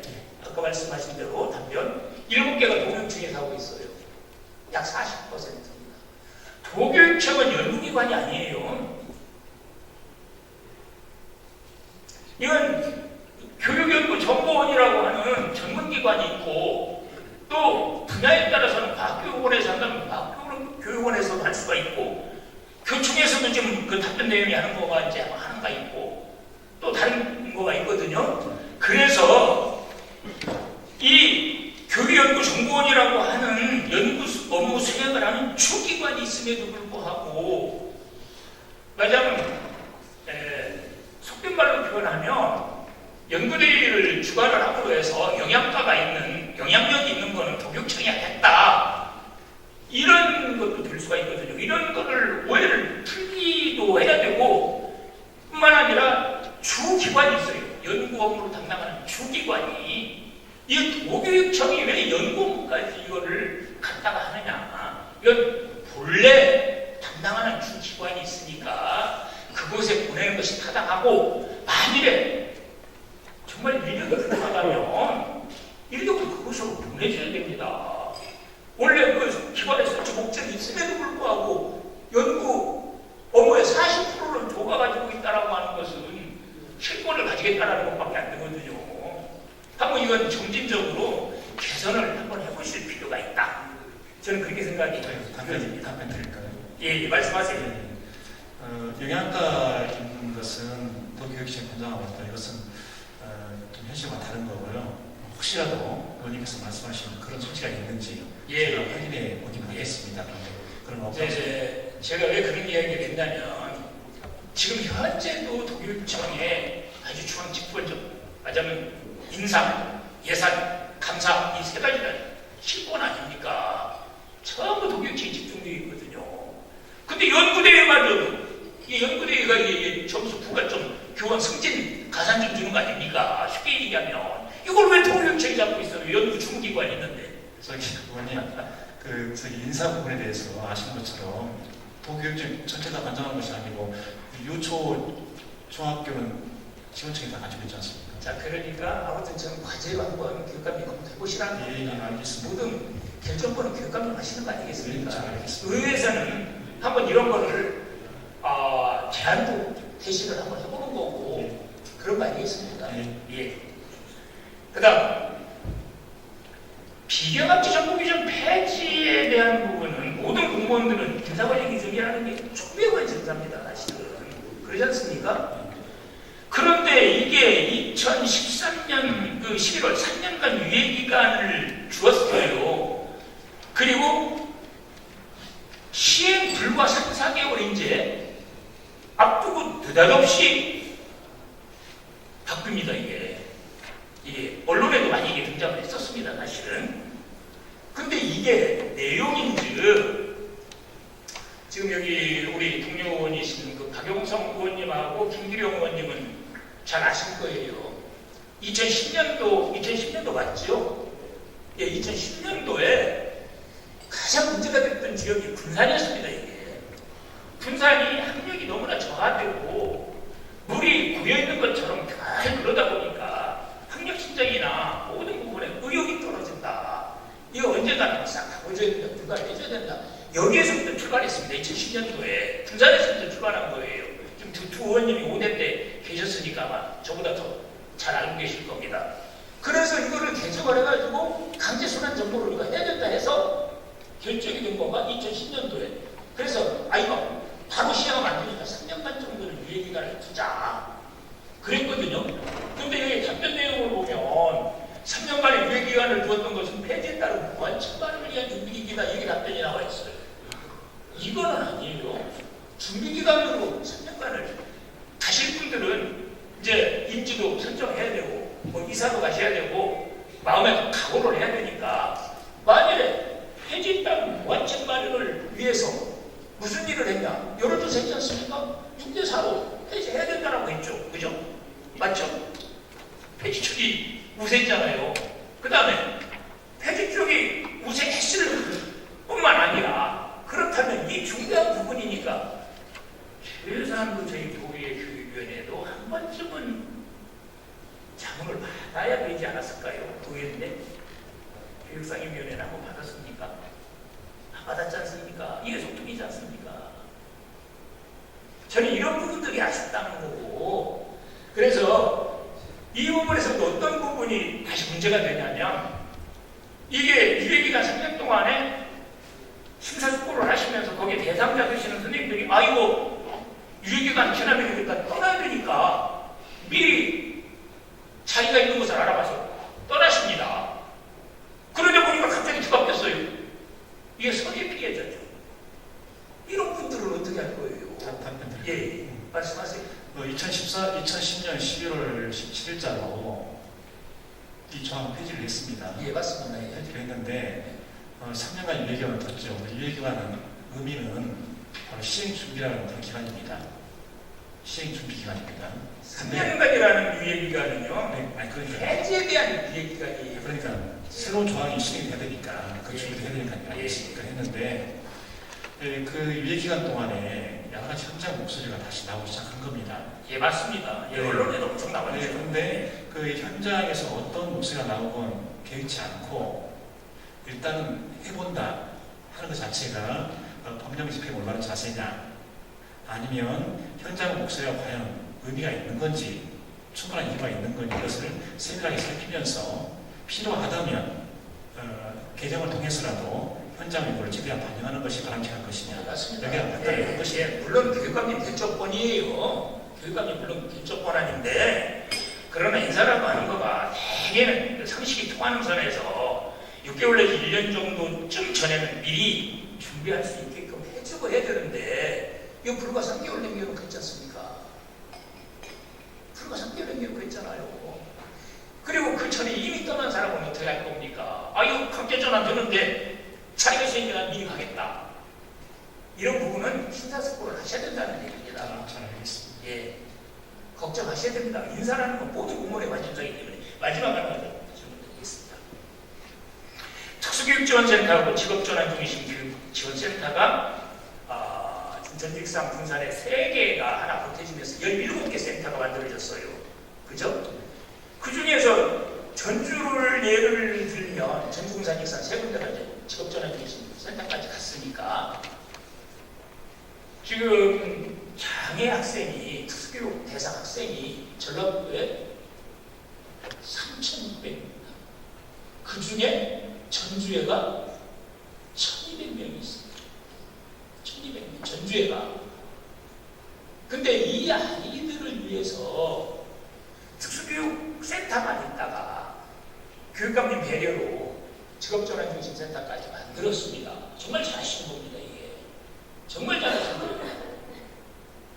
그런데 이 두 센터를 만들어 놓고 거기에 직원을 보면 센터장, 부센터장, 제도는 있어요. 근데 센터장이 과장이고 부센터장이 자학사인데 상주 안 하고 있습니다. 알고 계시죠?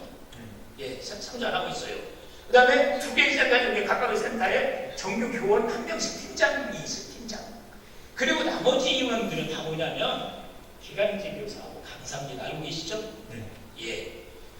그 중요한 센터의 유기적인 관리를 해야 되는데 그 유기적인 관리를 해야 되는 센터장 아니면 센터장이라도 상주해야 되는 거 아닙니까?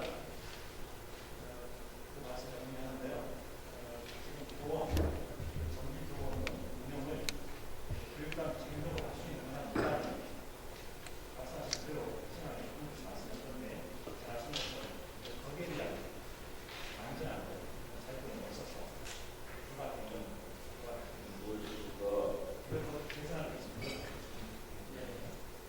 더 고민하셔서 그 부분을 보완을 해주세요. 그래야 되는 거 아니겠습니까? 정규직이 사실은 교원 두 사람이 하고 있어요. 나머지 다 기간제나 강사 책임이 없습니다. 그분들이 어떤 유사치. 그리고 주무관이었죠. 예산이나 물품 관리를 해야 되는데 전체 예산이 54%인데 물품도 각 센터에 1억 정도 이상 들어갔거든요. 물품 관리도 재무조사도 하나도 안 보고 있다고 예, 주무관 배치도 하셔야 됩니다.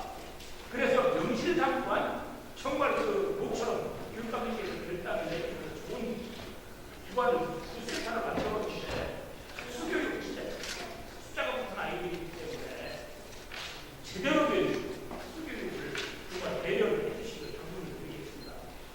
하여튼 성실하신 답변을 드리고 감사합니다. 이상입니다.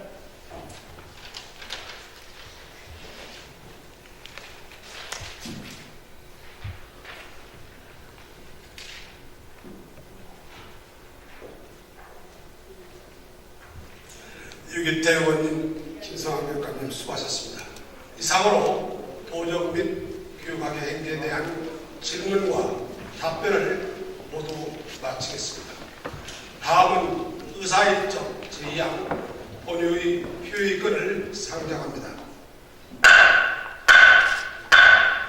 상임위원회 활동을 위하여 3월 14일부터 3월 19일까지 6일간 본회의를 표의하고자 합니다. 이에 이의가 없으십니까? 없습니다. 이의가 없으므로 가결되었음을 선포합니다. 이상으로 제309회 전라도의 임시회 제3차 본회의를 모두 마치겠습니다. 제4차 본회의는 3월 20일 14시에 개의 예정을 알려드립니다. 사무를 선포합니다.